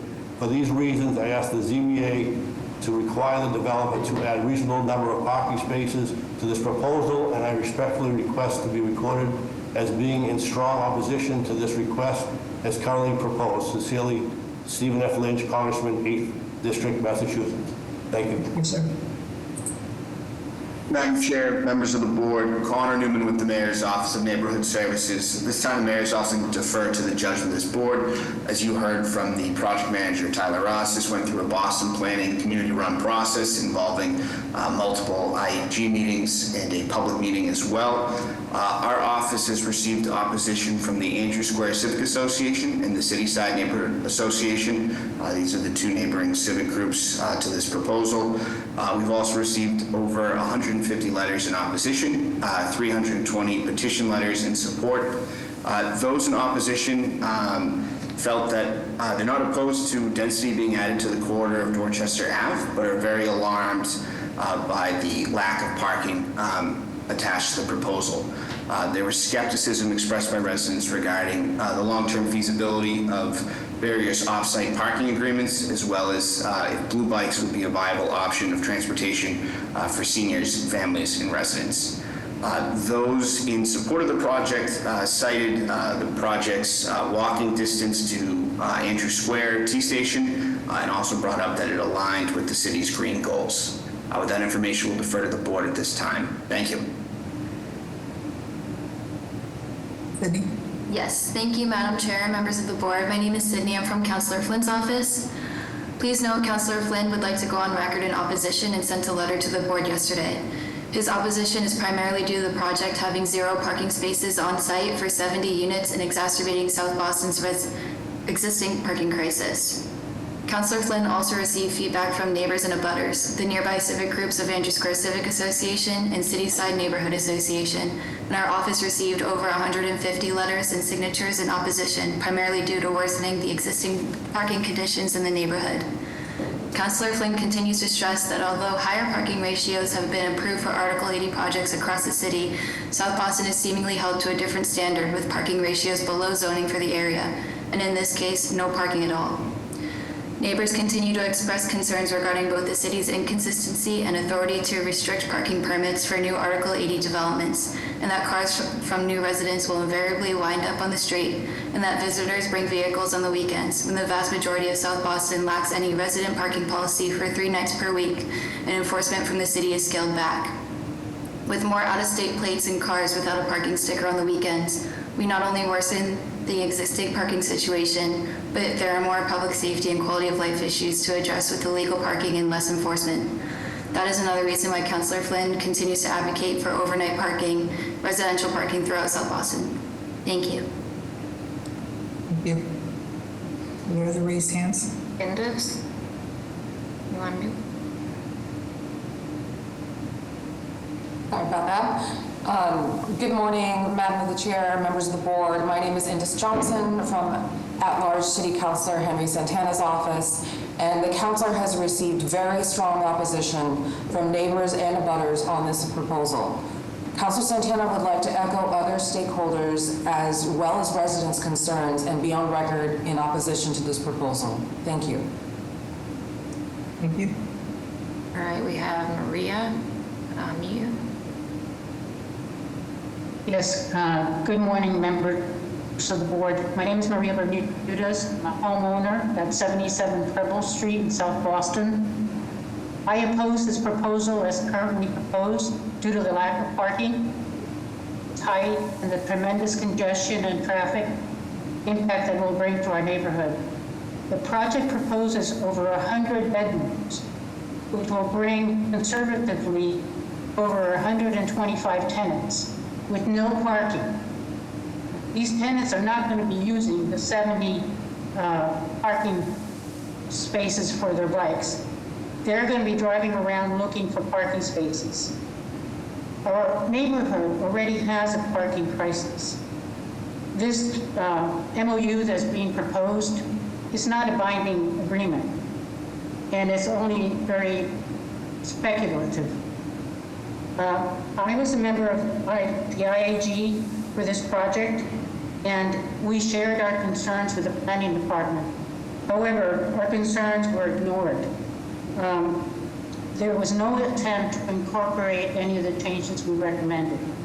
I can understand if this project was fully an affordable project with no parking, but it isn't. So I urge the zoning board to please not ignore our comments and our concerns and deny this application. Thank you. Thank you. B. McCormick.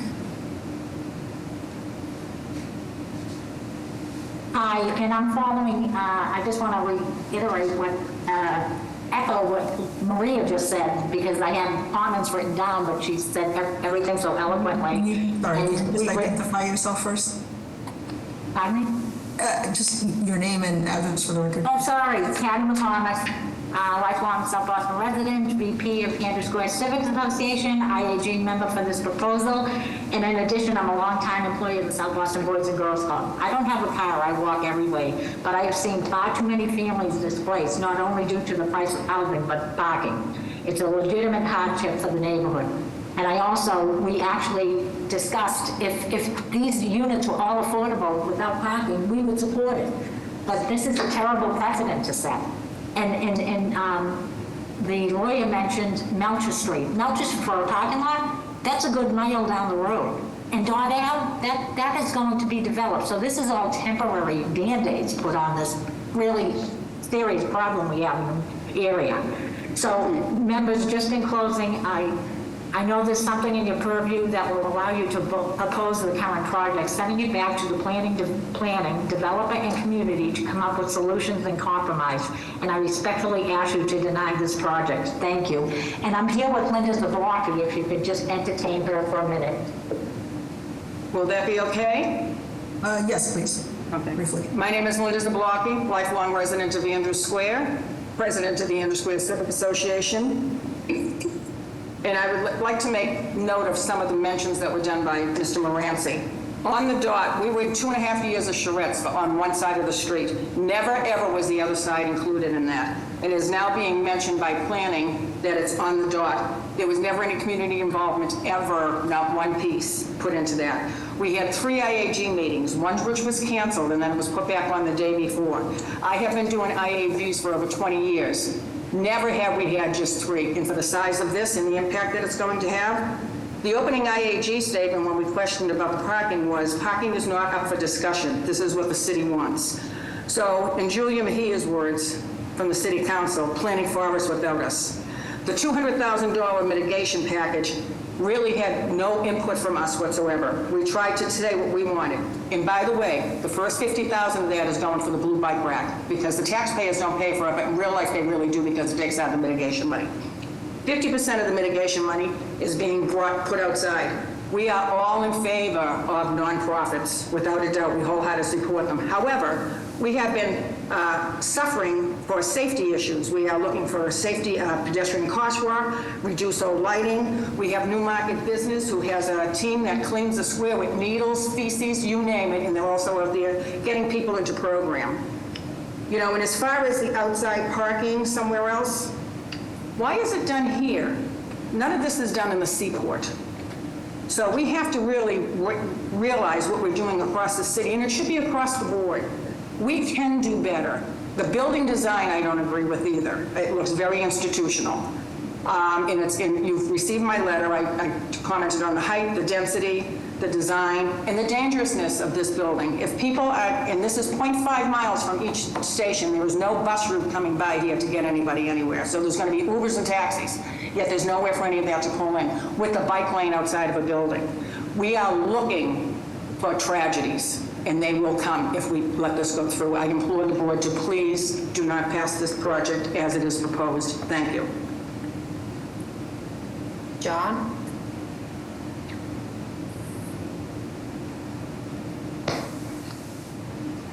Good morning, Madam Chair and ZBA members. John Pikatowski, lifelong resident of South Boston. Gotta turn him down. Small business owner as well. I sent a list of particulars yesterday on behalf of 4 members of the 8-member IAG committee. My statement now is I believe this project to be responsible, forward-thinking, and aiding in moving from the dependency on singular-use automotive transportation. I feel this project will attract residents, renters who are inclined to use public transportation in means other than singular automotive use transportation. Development proposals in South Boston need to recognize that a diversity in use of premise and site, including parking ratios, need to factor in the amount of continued singular-use automotive traffic that project will generate. I feel this location would be a great fit for transit-oriented housing with the realignment of D Street factored into the amendments of the Jod Ave study factored in 2021. The D Street realignment will now connect the seaport to an extended or new road going through the Jod Ave properties of core investments, namely on the Jod. 323, 363 John Ave, National Development's property. The road will be Ellery Street, and it will be a direct connect from the seaport. Henceforth, there will be new Silver Line bus stops along D Street. That's my comments, and I'm in support of this project. Okay, there's two more. iPhone user?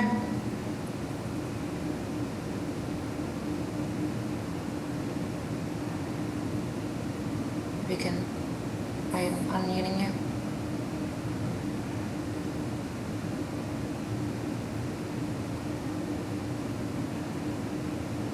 Yeah, they're not, I mean, I'm gonna go to Mary.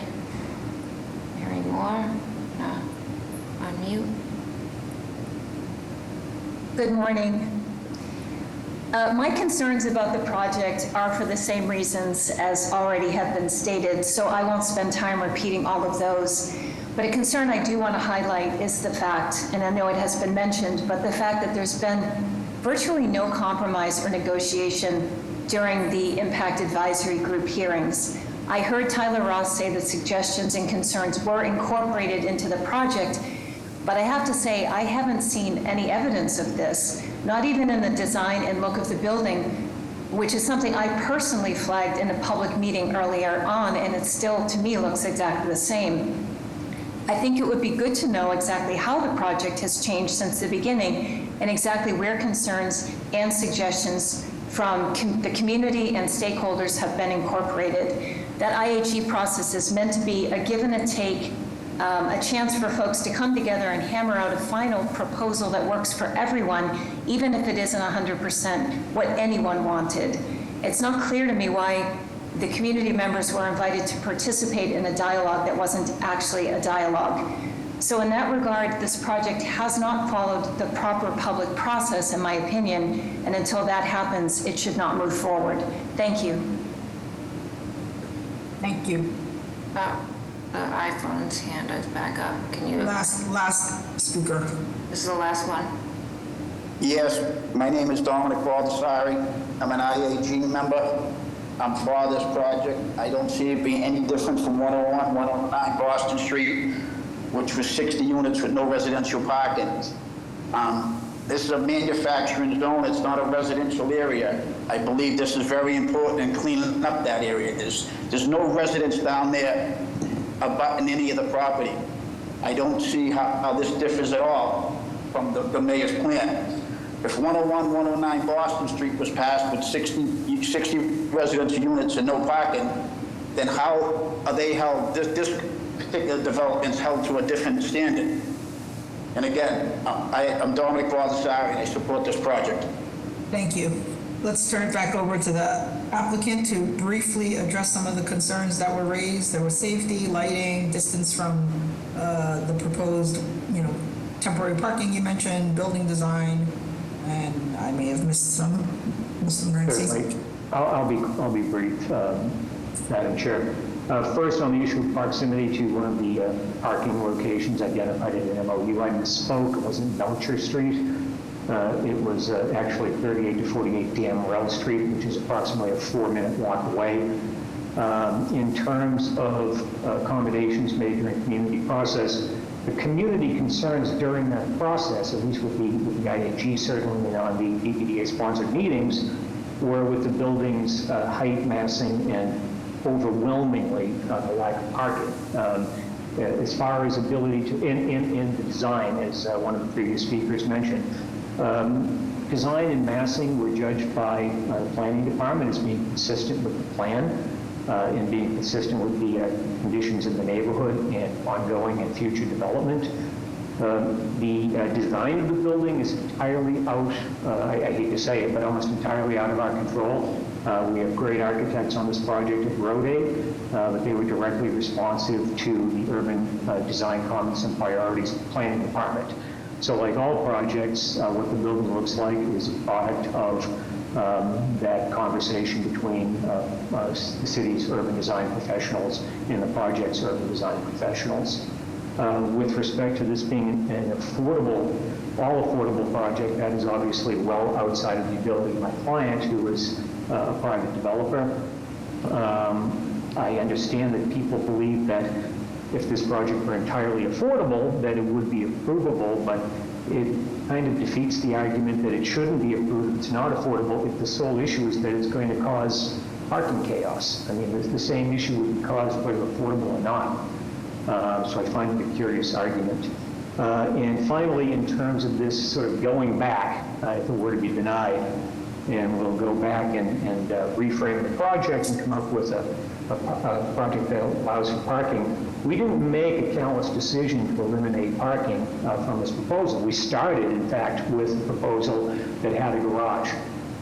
Due to sea fraud and due to complying with the requirements of Plan South Boston Dorchester Avenue, there's a certain amount of publicly accessible open space that is required on the site, bicycle lanes, and there's a limited ability to have a hollow underpinning to the site with a parking garage.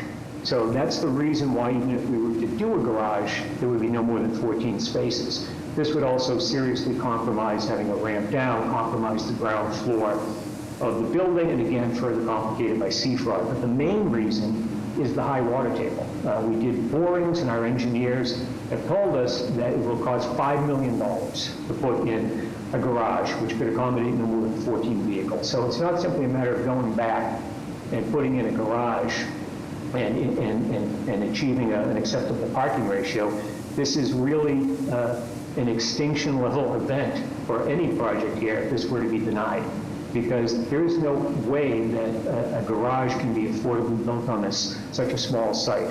So it really just kills the project without providing any ability really for my client to go back and come back with the project with parking. Because again, this wasn't just a callous decision. The parking simply doesn't work because of Can I ask you a question? Yes, I'm sorry. Because you've been focusing on underground parking, and I mean, like I live in a building with grade level parking. All around me is grade level garage. I'm just curious why that's not part of the consideration. It's impossible. The site is not nearly large enough. If the entirety of the site were covered with parking, which it couldn't be it contravenes so many planning and urban design priorities, it still would provide, again, all you could provide under the site would be 14 spaces. So to be able to provide an entrance to the building, there'd be no commercial space. There would be, it's just totally infeasible. It's actually a worse option than underground parking. People ask if we could have a couple spaces on site, and if you eliminated the commercial unit, you could, but at what cost? And the city was entirely against you can also move your utilities down below ground into those 14 parking spots, correct?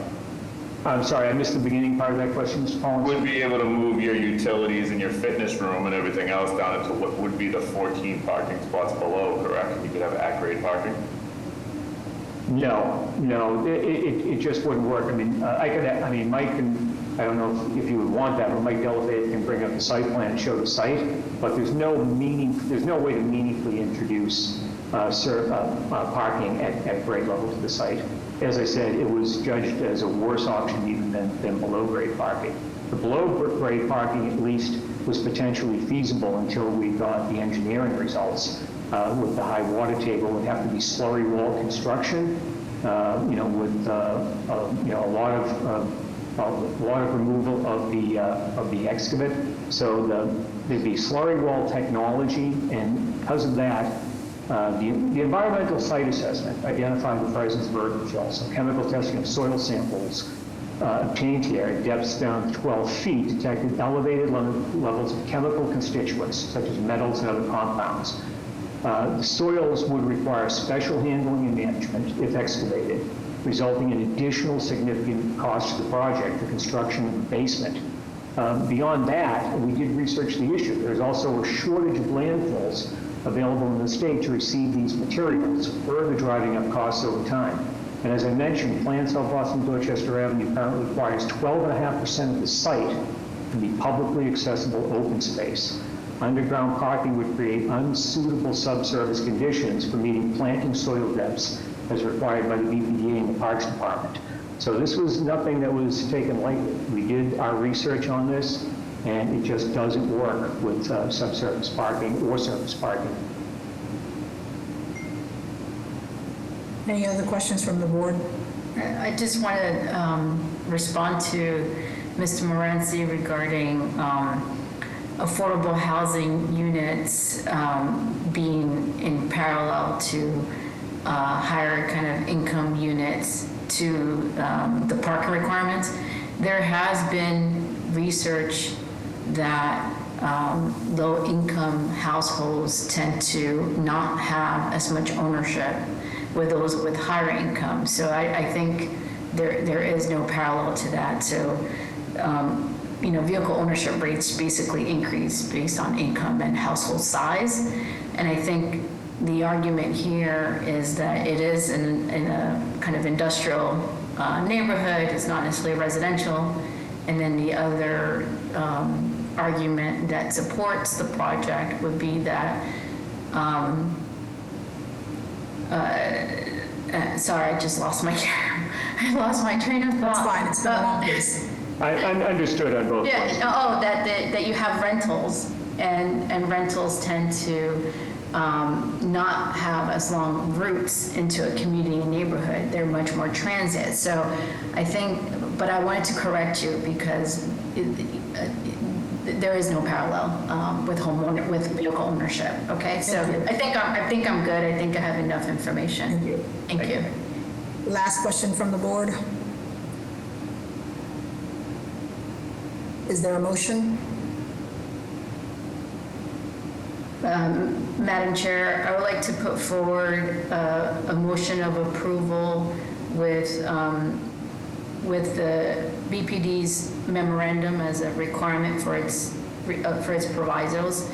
I think I just made a case for why this should be looked at on a case by case, and that's why I'm putting forward that motion. Is there a second? Second. Mr. Stenbridge?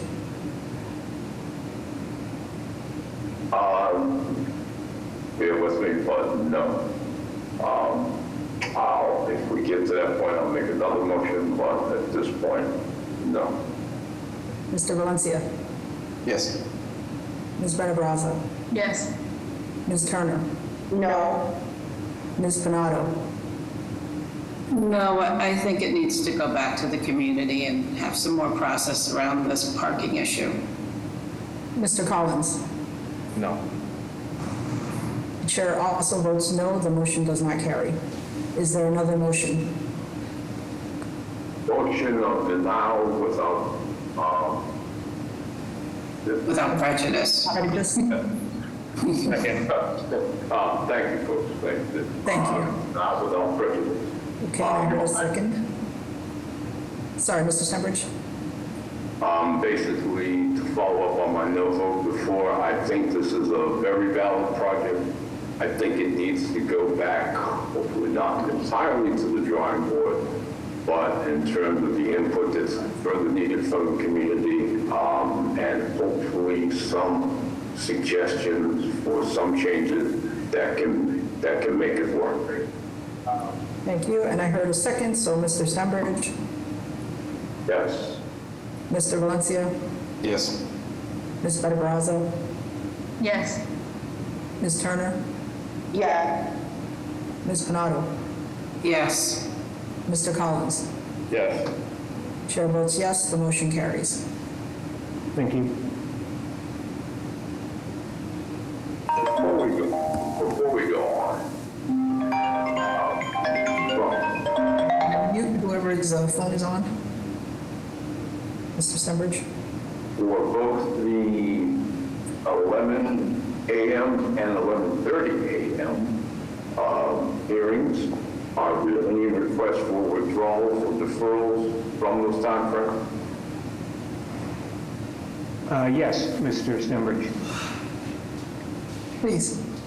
What's the address?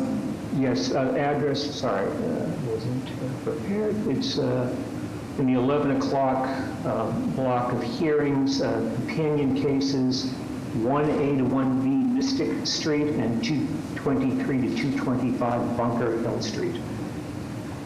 So those would be cases case BOA 1598189, excuse me, and with the address of 1A to 1B Mystic Street, along with case BOA 1598199 with the address of 223 to 225 Bunker Hill Street, as Attorney Morency said, from the 11 o'clock time frame. And would you go ahead and explain, please?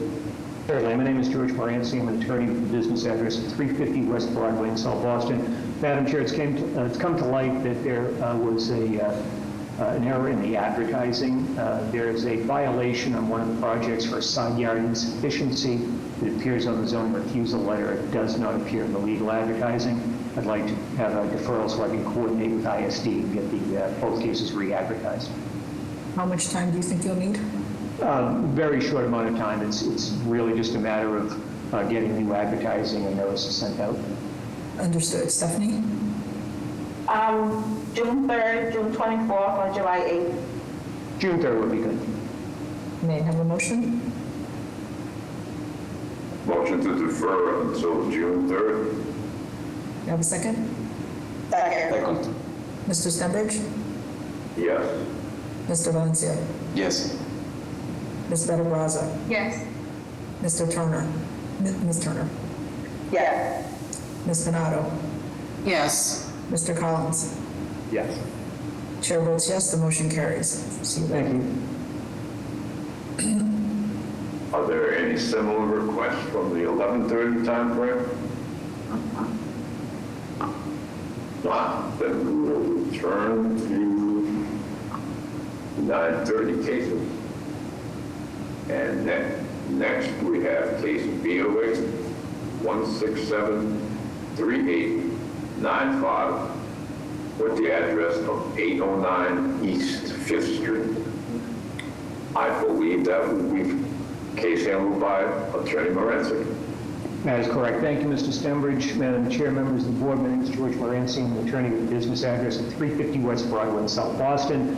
I represent Tim Bianchi and his wife and children who purchased this home some time ago. It's an existing two-family dwelling at 809 East 5th Street. My clients live elsewhere in South Boston on East 3rd Street. As their family is growing, they've been looking for more space. The proposal is to renovate this existing two-family, convert its legal occupancy to a single-family home with a small rear addition in the back. The rear addition is completely zoning compliant dimensionally. It adds about 370 square feet of living space to the rear of the building. As I said, it meets all dimensional setbacks, FAR. It is actually a reduction in the occupancy from two-family to one. There's a single citation on the zoning refusal letter owing to the restricted roof structure provisions of Article 68, Section 29. I have always contended that these restrictions should properly be understood or should properly be construed as referring to the main roof of the building. However, ISD doesn't necessarily agree. The roof structure in question here is actually a rear deck that is off or above, I should say, the second story of the building in the rear, and it's a walkout deck from the third floor, so it doesn't actually sit on the main roof of the building. So the single violation is that restricted roof structure violation under Article 68, Section 29, which is a conditional use, and the board is instructed to look at whether the architectural integrity of the building is maintained by the structure. As the planning department recommendation notes, the deck and in fact the addition in the rear itself are basically almost not visible from any public way, and there is no change to the main profile of the roof. And that's all I have. Thank you. That clarifies, because there were questions about whether it was a roof deck or a rear deck. Questions from the board? Hearing none, may I have public testimony? Madam Chair and members, C.E. Johnson with the Office of Neighborhood Services. This petitioner completed the ONS community process. Our office hosted an abutters meeting on December 16th of 2024, at which concerns were raised about the setback and the size of the addition. Proponents made changes to the plans after this meeting to reduce the size of the addition, although there is still a concern from a direct abutter about the location of the deck. The City Point Neighborhood Association is the active civic group in this area, and they're in non-opposition to the proposal. With that background, we defer judgment to the board. Thank you. Yes, thank you, Madam Chair. Members of the board, my name is Sydney. I'm from Councillor Flynn's office. Councillor Flynn would like to go on record in support based on a good community process, working closely with neighbors in the City Point Neighborhood Association. He respectfully requests that the proponent continue to work closely with the community on any quality of life issues during the construction phase. Thank you. Okay, there's Gail.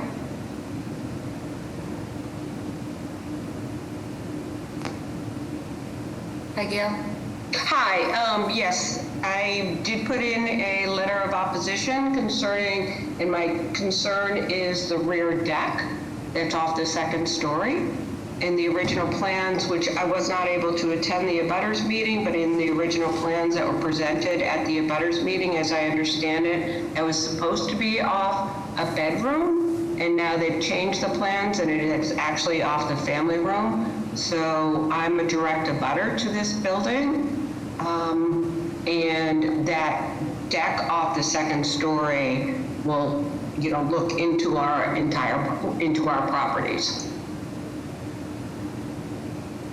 Okay, thank you. Luann? Yes, good morning. Luann O'Connor, President of the City Point Neighborhood Association. A very robust process, community process happened with this particular property where there were several meetings to discuss how each party could walk away somewhat happy. Obviously, nobody gets everything that they want, but there was compromise on both the direct abutters that is attached to this house, as well as the new property owner. So with that, negotiations were made, agreements were made, and they were able to come to a place where both can live with the project as is. So based on that, City Point did not bring in for a vote. So we will take a stand of an opposition. Thank you. Thank you. There's no other hands. Okay. With that, may I have a motion?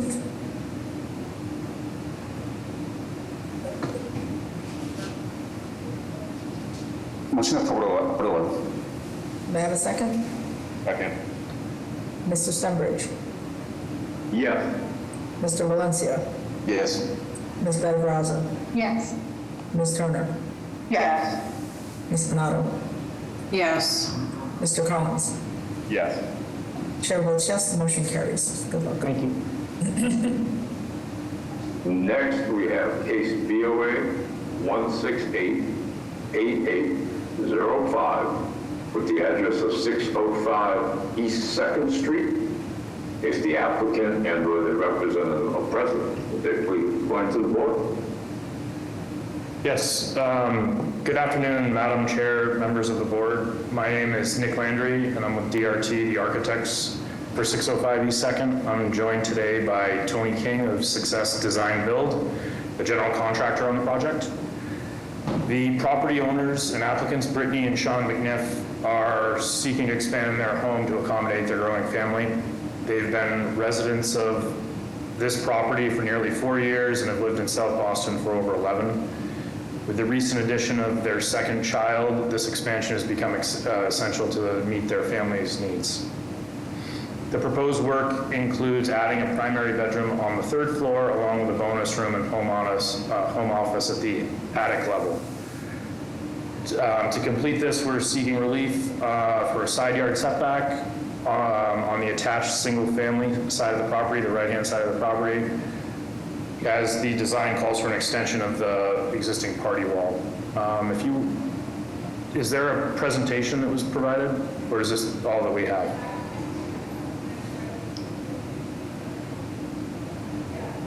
Oh, perfect. Okay, great. So this is 605 East 2nd. So we're the house on the left with the wood on the bottom and the blue on the top. East 2nd is along the front. Bernard Place is to our right. If we can scroll down to the next slide. So we've been cited for a side yard setback violation. I know that's very small. That's the only violation we have. We're going to be going up to just about 40 feet, which is allowable, and we're under the FAR. You can keep going down. in order to be quick. So the property here it's an L-shaped lot. The front is on East 2nd Street, and then there's kind of a hook that comes around to Barnard Place. We're not going to be expanding the footprint of the building. We're just going straight up. You can go to the next slide, please. I think I can keep going one more. So today, there's 3 levels of living, the basement, 1st, and 2nd floor. We're going to be adding a 3rd floor and attic space and kind of reconfiguring the 2nd floor to allow for egress. Keep going down, please. I think if you can go to the second to last slide, I think it's a good picture of the project. One more, right there. Back one, please. So you can see here, today it's a 2-story structure, matches the attached single-family home on the right, and we're proposing to go up that 1.5 floors for the primary suite and additional living space. And I think with that, I can turn it back to the board for any questions. Thank you. Are there questions from the board? Hearing none, may I have public testimony? Madam Chair and board members, Siggy Johnson with the Office of Neighborhood Services. This petitioner completed the ONS community process. Our office hosted an abutters meeting on February 13th at which the project was supported and no concerns were raised. The Gate of Heaven Neighborhood Association is in non-opposition to this proposal. With that background, we defer judgment to the board. Thank you. Thank you. Thank you, Madam Chair, members of the board. My name is Sydney. I'm from Councillor Flynn's office. Councillor Flynn would like to go on record in support to a good community process and feedback from neighbors. He respectfully requests that the proponent continue to work closely with the neighborhood on any quality of life issues that may arise during the construction phase. Thank you. Thank you. Madam Jen? Yes, good morning, Madam Chair, board members. Thank you for the opportunity to speak. My name is Jennifer Salmon. I live at 10 Barnard Place, which is the small road behind this project. I'm in full support of the McNiff family to add this 3rd story. They're a wonderful family involved in the community with 2 beautiful children, and we have not had young children in this neighborhood for a very long time. So they bring a refreshing energy and are our future. So good people and their children, I feel, are an important part of any neighborhood.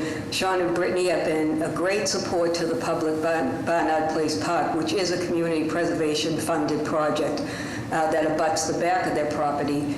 They provide much needed electricity during the winter when the solar power isn't strong enough for security and holiday lighting. And Sean has volunteered several times to assist us over the years with heavy duty chores in the park. So I'm thrilled the McNiffs want to build a life here in South Boston and raise their children in this neighborhood. I attended their abutters meeting to review the designs, and I have no concerns. So thank you, and have a good day, everyone. Thank you, ma'am. No other hands. With that, may I have a motion? Make a motion to approve. Is there a second? Mr. Stonebridge. Yes. Mr. Valencia. Yes. Ms. Bettabraza. Yes. Ms. Turner. Yeah. Ms. Panado. Yes. Mr. Collins. Yes. Chair votes yes, the motion carries. Good luck. Very much. Have a great day. Thank you. Next, we have case BOA 1681147 with the address of 821 East 3rd Street. If the applicant and or their representative is present, then please pledge to report.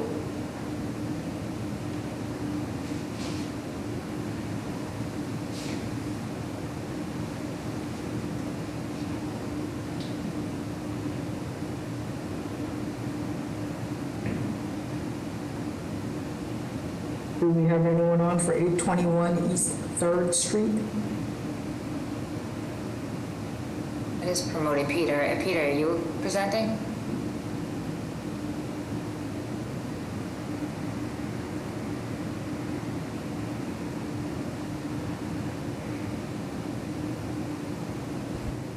Shall we move on to the next case?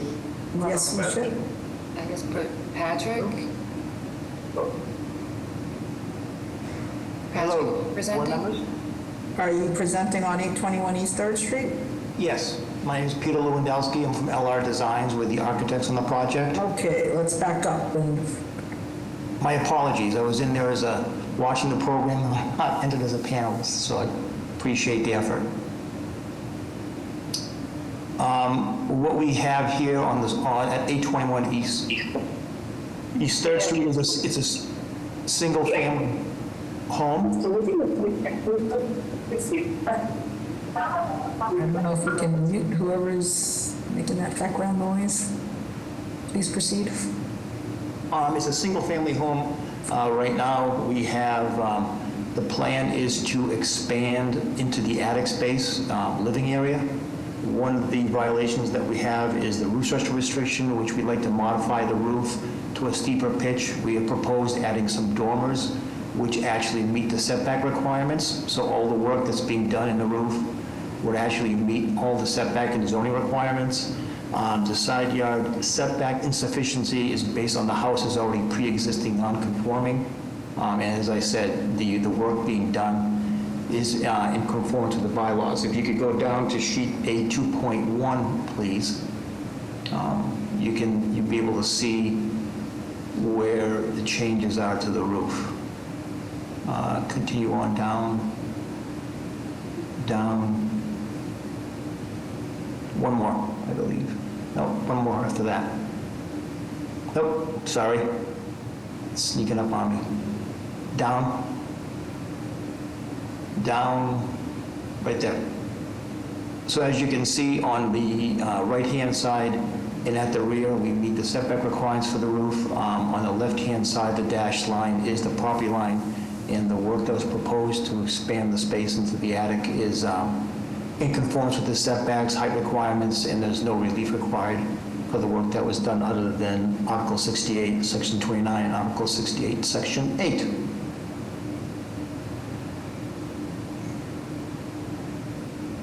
Any questions from the board? Hearing none, may I have public testimony? Madam Chair and board members, C. Johnson with the Mayor's Office of Neighborhood Services. This petitioner completed the ONS community process. Our office hosted an abutters meeting on January 22nd, at which a direct abutter expressed concerns about the size of the third floor deck and the expansion of the dormers. Proponents subsequently made changes to the plan so that the existing footprint of the building has been substantially preserved. The City Point Neighborhood Association is in non-opposition to this proposal. With that background, we defer judgment to the board. Thank you. Hi, thank you, Madam Chair, members of the board. This is Sydney from Councillor Flynn's office. Councillor Flynn would like to go on record in support based on a good community process, working with neighbors in the City Point Neighborhood Association. He respectfully requests that the proponent continue to work closely with the community on any quality of life issues during the construction phase. Thank you. Thank you.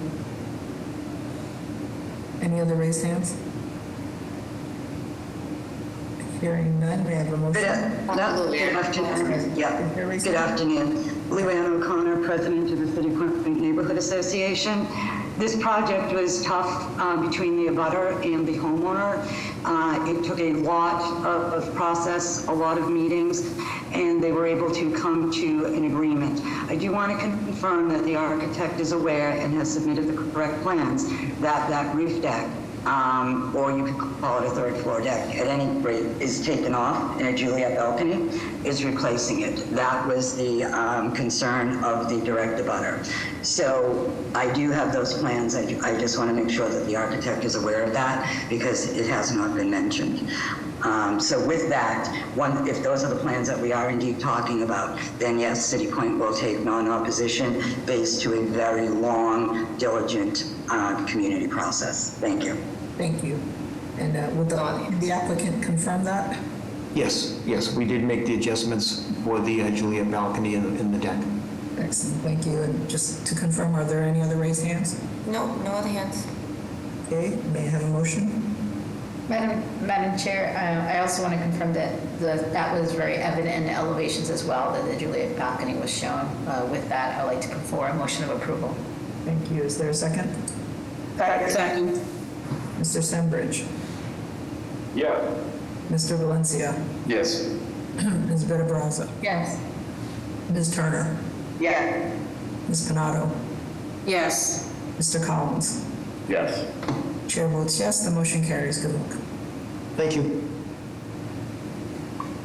Next, we have case BOA 1673348 with the address of 151 to 153 Endicott Street. If the applicant and/or their representative are present, would they please explain to the board?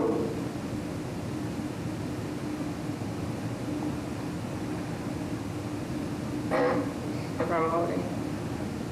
Vanessa?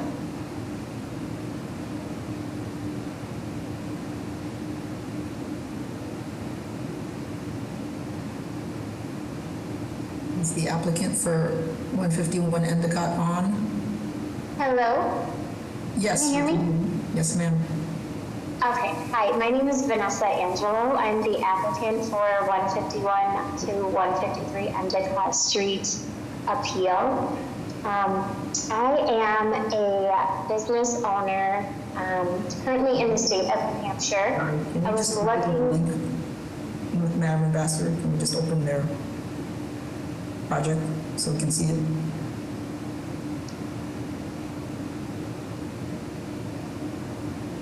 Lisa, or I don't know who is working the slides.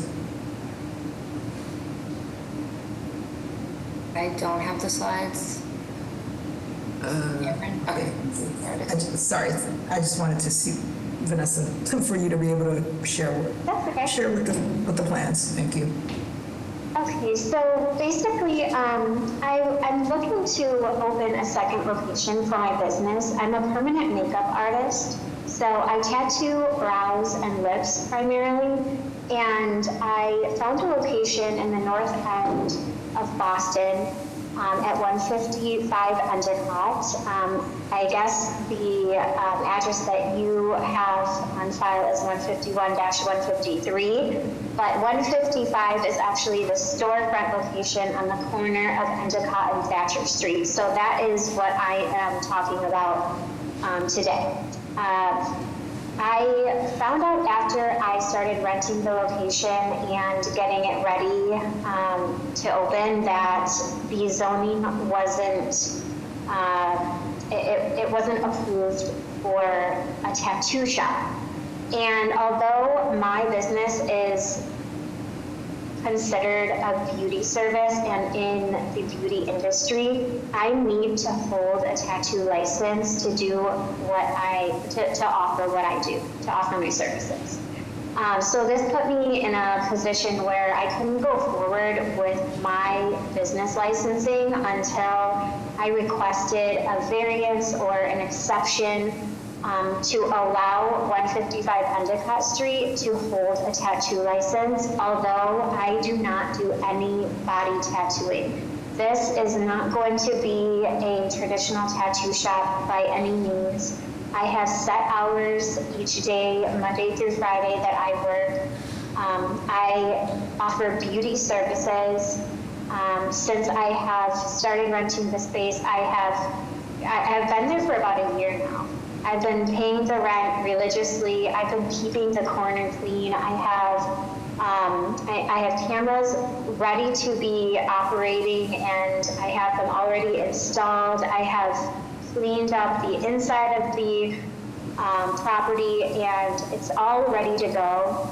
I'm also prepared and have already spent a lot of my own money taking care of foreseeable building code issues and also hiring an architect to provide the city of Boston with blueprints inside of the storefront because there was none on file previously. So I've already come out of pocket a considerable amount of money, and I'm here requesting either a variance or some kind of exception to allow me to continue to obtain my tattoo license and operate my beauty salon under said license. And I've gone to 3 neighborhood meetings. I have had approval from all 3 meetings, and I have approval from various neighbors and business owners on the street and the surrounding areas. Like I said, this has been a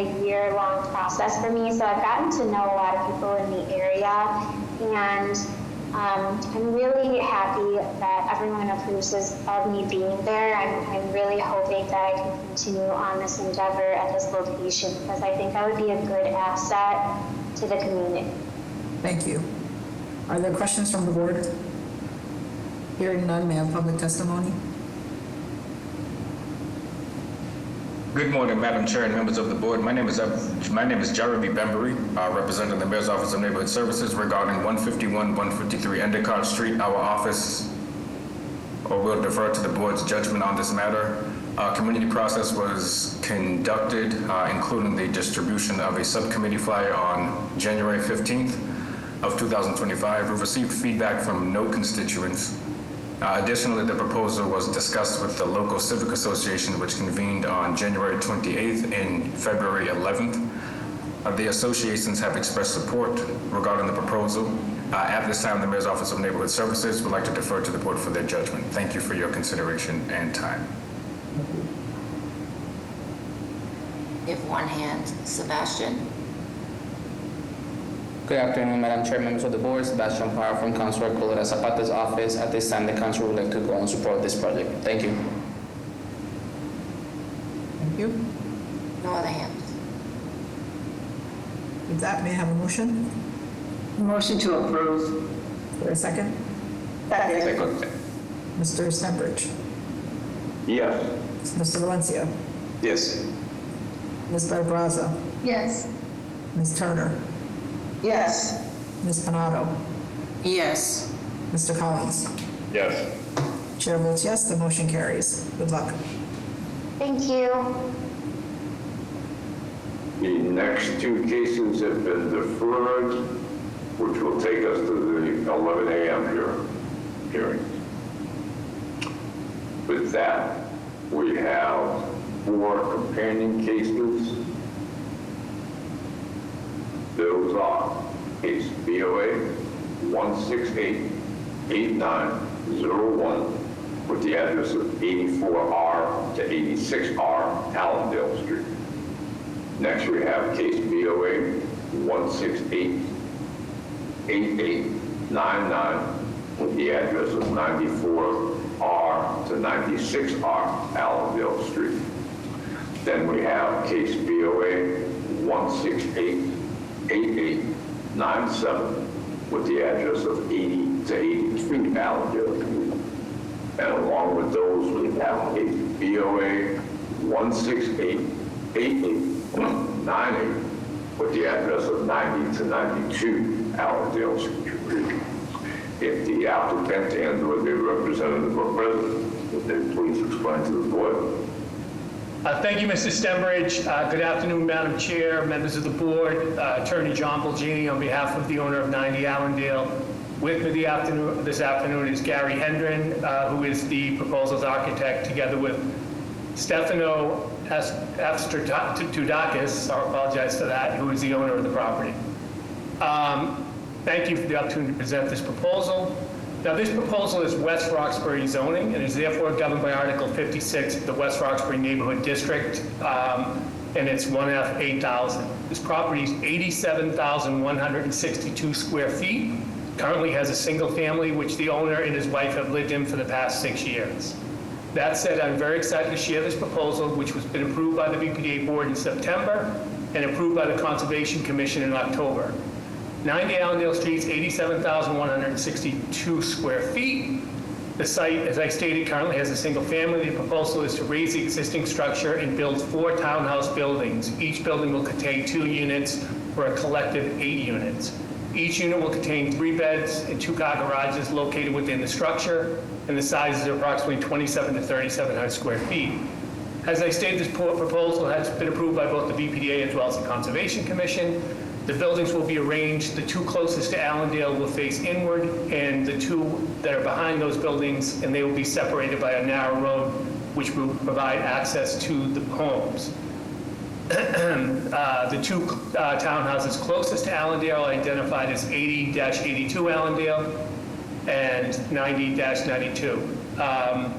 As far as the review and Conservation Commission, we underwent a 2-year review process that included a peer review, where the commission contracts with an environmental engineering firm to confirm that we're complying with all the performance standards of the ordinance. The peer review confirmed that we are compliant with all wetland and environmental standards. The reason for this conservation review is for this proposal is that we have a small intermittent stream that runs across the property, and conservation wanted to make sure that we're not impacting either the riverfront or waterfront areas. As part of the proposed proposal, we're providing a conservation restriction to the southern rear side of this lot. This area is approximately 1 acre, and will ensure this area will never be built upon or disturbed, and will enhance the open space and wildlife habitat functions. This will be overseen by the City of Boston's Urban Wild Department. This is important for today's presentation, as by developing this proposal, we will ensure this property will be preserved as open space, something that doesn't currently exist today.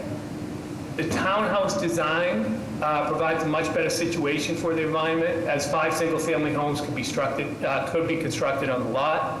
However, 5 single-family homes will require far more impervious paved area, and it would involve clear cutting to provide access to the individual homes. This would severely impact the open space, and the BPDA planners thought that the townhouse style was the best way to go. Additionally, the few variances that we have, the dimensional violations, those are only impacted by us. They're not impacting any of the neighbors. It was the way the buildings are structured within the lot that we would have side yard setback and things like that. So there's no abutting properties who are impacted by this proposal at all. And in closing, we have worked with both the BPDA and Conservation Commission for the past 2 years to ensure this proposal is the best proposal for this unique lot. And at this point, I'd like to turn it over to Gary Hendren, the proposal's architect, to walk through the plans. But thank you again for the opportunity to present.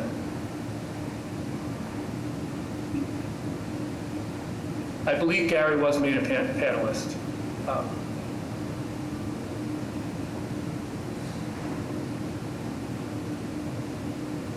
I had sent an email or chat to Lisa earlier. Yeah, I added Gary. He did accept.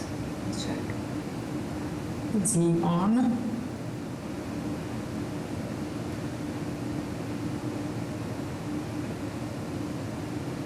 Mr. Pagini, do you know if he's I believe he's on. He was on earlier.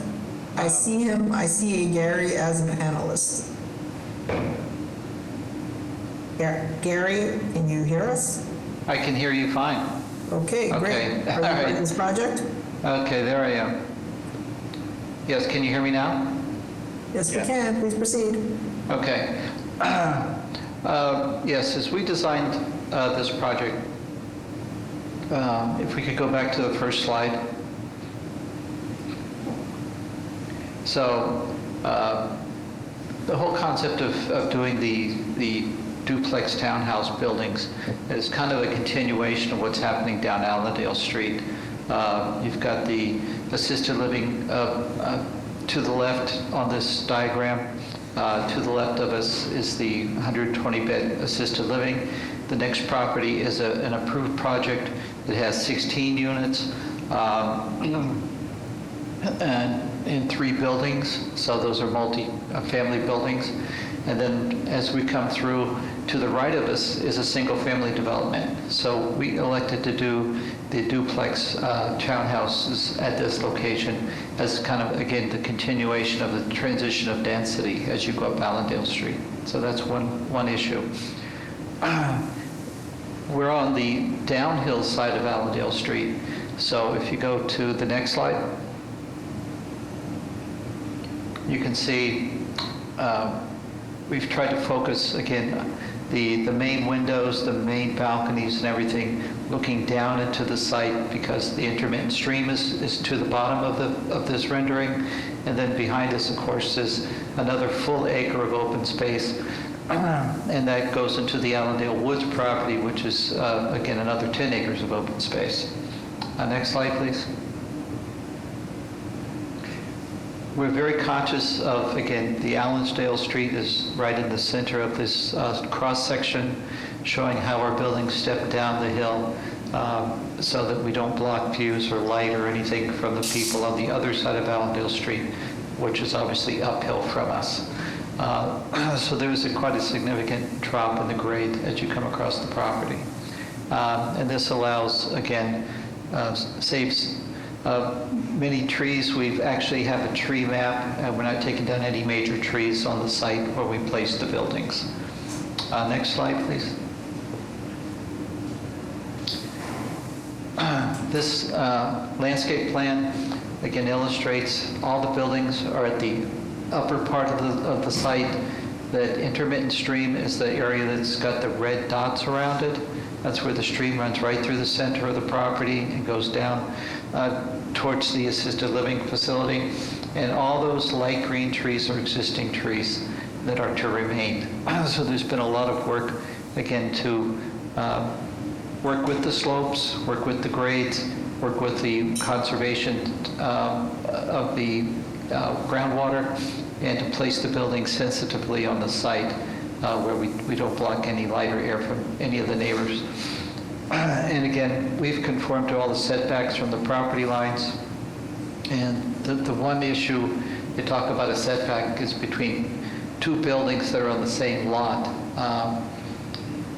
And they put a pretend property line between the buildings and said we have a setback issue, but the buildings are actually 30 feet apart, and we left a big opening in the center so the units that are closer to Allendale have, again, a nice visual break between the buildings that are downhill from them, looking towards the green space. And you can see we have a very elaborate and very beautiful natural materials landscaping plan to accent the natural looking wooded environment that we're building in. Next slide, please. And we just thought we'd show that each unit, again, has a two-car garage, but we've customized the garage doors so it doesn't, they're kind of camouflaged to look like, again, a natural part of the building. We have outdoor balconies and lots of glass facing south. So we responded to a lot of natural heating and visual elements for the buildings, and all those materials are 100% natural materials with stone walkways, wood siding, and we're really trying to blend into what we consider the natural environment at this location. Next slide, please. And we've left that very large open space down through the center, so all the people who are living here can come down and enjoy the this beautiful lawn area that comes down to the stream, and then once, of course, you cross the stream, you're into over 10 acres of wooded area for hiking and for recreation. And if we have any questions, be glad to answer them.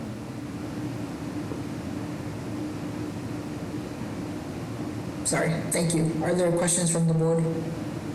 Just in regards to sustainability measures, what sustainable performance criteria are you aiming for? Oh, yeah. This is all passive house design, so we've super insulated the units. We're using, again, very high SEER. Yeah, that's great. I understand the principles behind it. I just wanted to understand whether you were making this passive house, so thank you so much for that. Okay.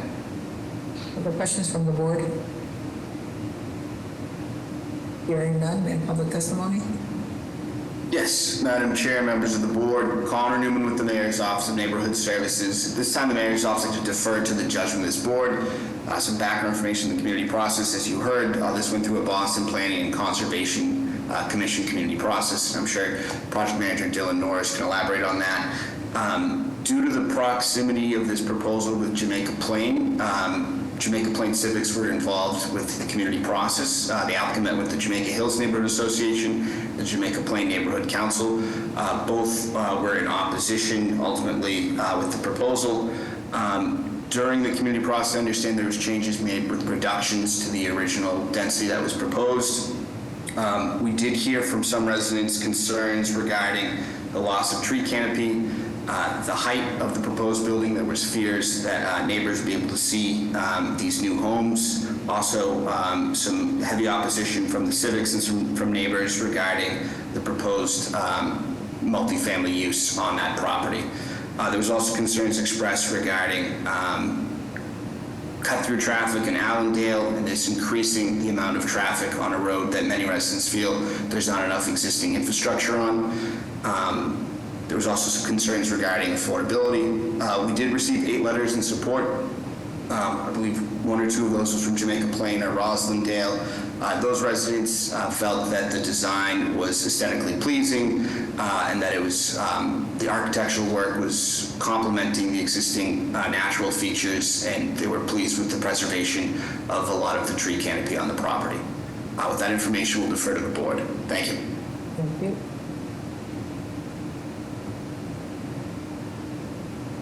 Dylan? Mr. Norris?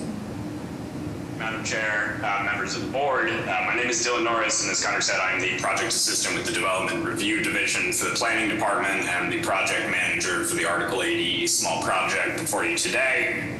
Just to provide a little context on the Article 80 process, the proponent team for 90 Allendale filed a small project review application under Article 80E of the zoning code with the Planning Department on April 22nd, 2024.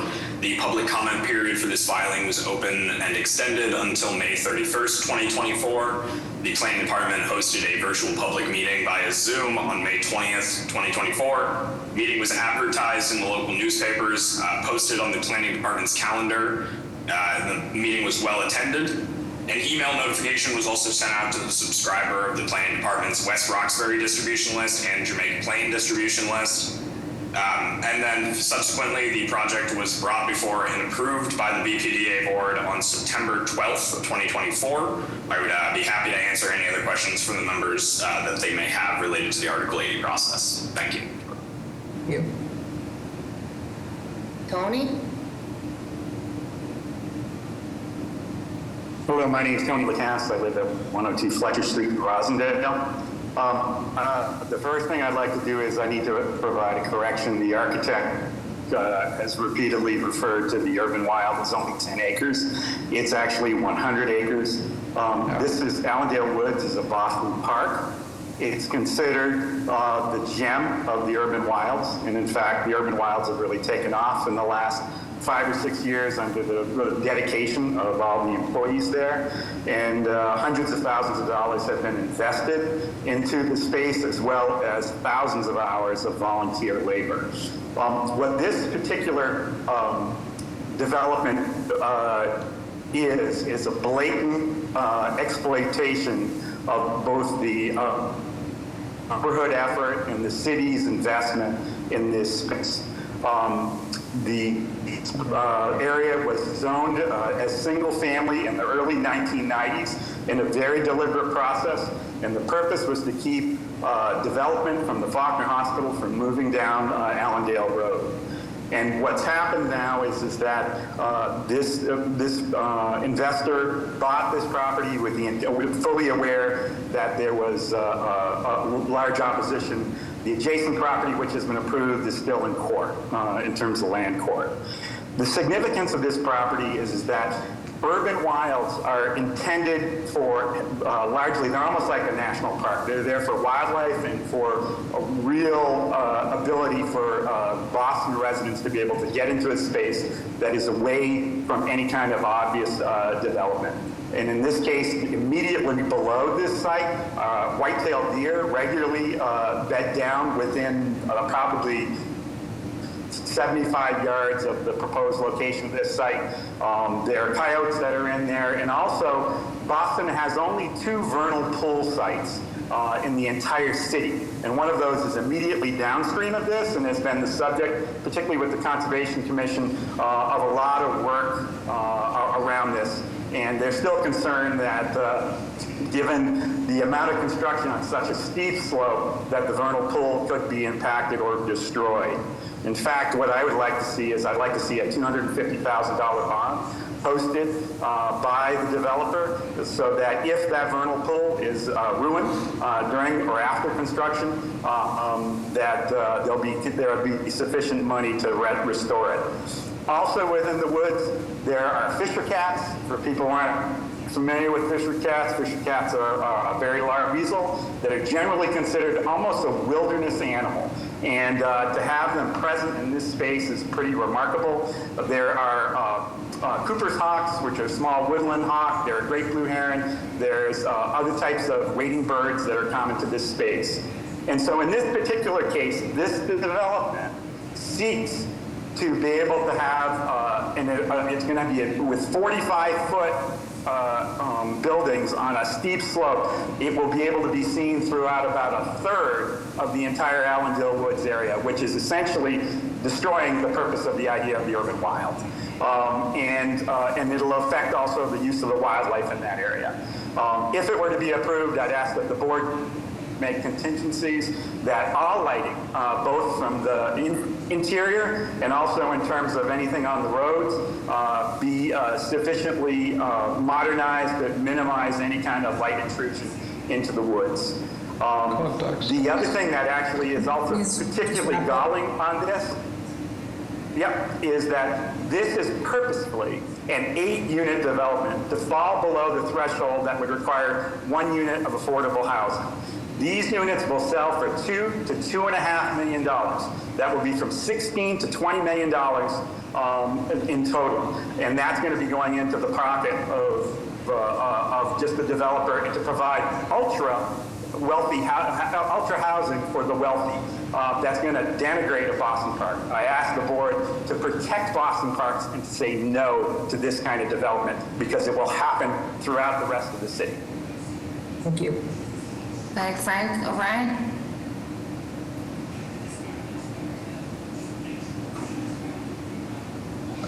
Yes, hello, good afternoon. Can you all hear me? Yes, sir. Yes, thank you. Frank O'Brien, business address 35 Harbor Street, Hyde Park. I'm here to recommend that the board deny this application, very simply focusing on the zoning issues and the zoning code, which the board has jurisdiction over. It doesn't meet the requirement of the minimal variance required to have reasonable use of the land. We've submitted material showing that the applicant can make reasonable use of the land without requiring a use variance. We don't agree respectfully with Attorney Pulgini's characterization that an as of right would be more destructive. In fact, it would be less destructive. We think the evidence shows that. Notwithstanding the BPDA and Conservation Commission approvals, those bodies do not enforce the zoning code, which this body does.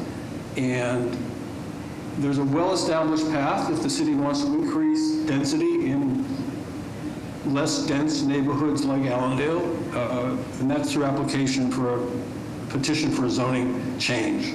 And the variances requested are not justified by the code, so we respectfully recommend that it be denied. Thank you. Thank you. Last one's Christina.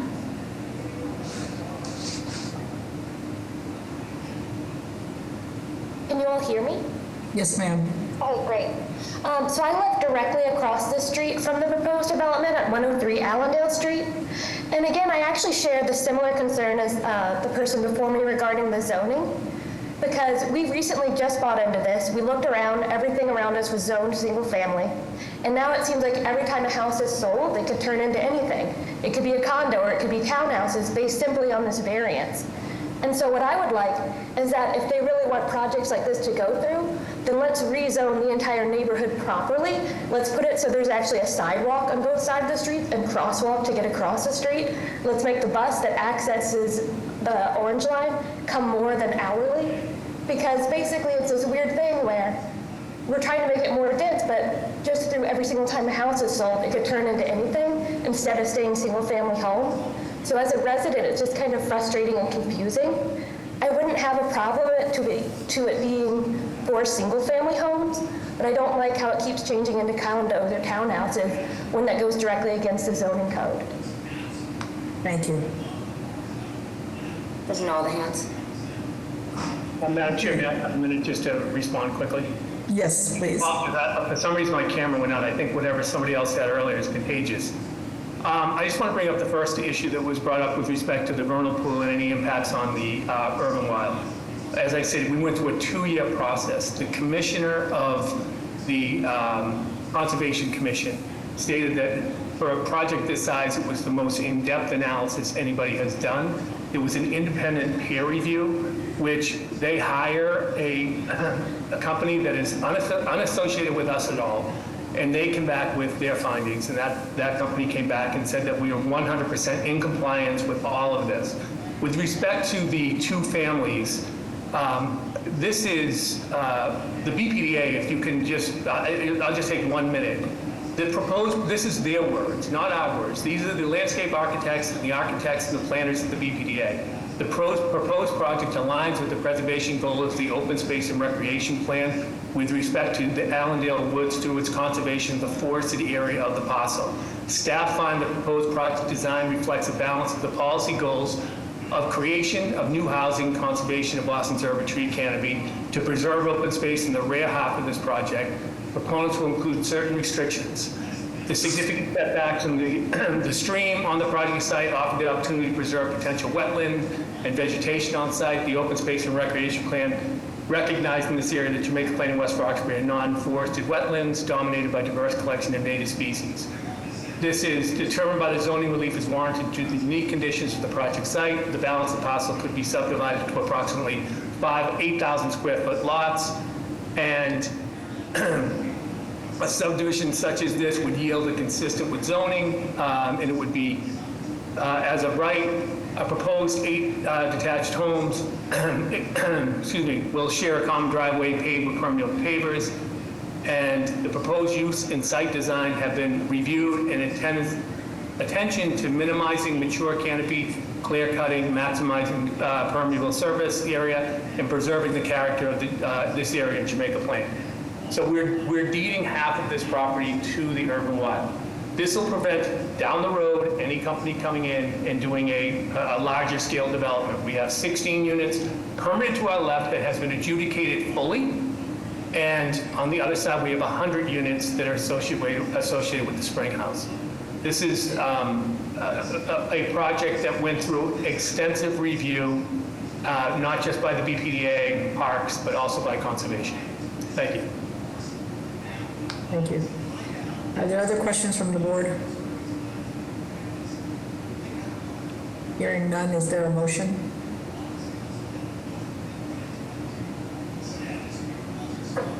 I'll make a motion to approve. I think that it's close to the open areas and the water, but I think they've gone through the right steps, and it's been a long time in permitting and planning. I think it's a well thought out project between the developer, the city, and conservation. Is there a second? Second. Mr. Stenbridge? Yeah. Mr. Valencia? Yes. Ms. Better-Brazza? Yes. Ms. Turner?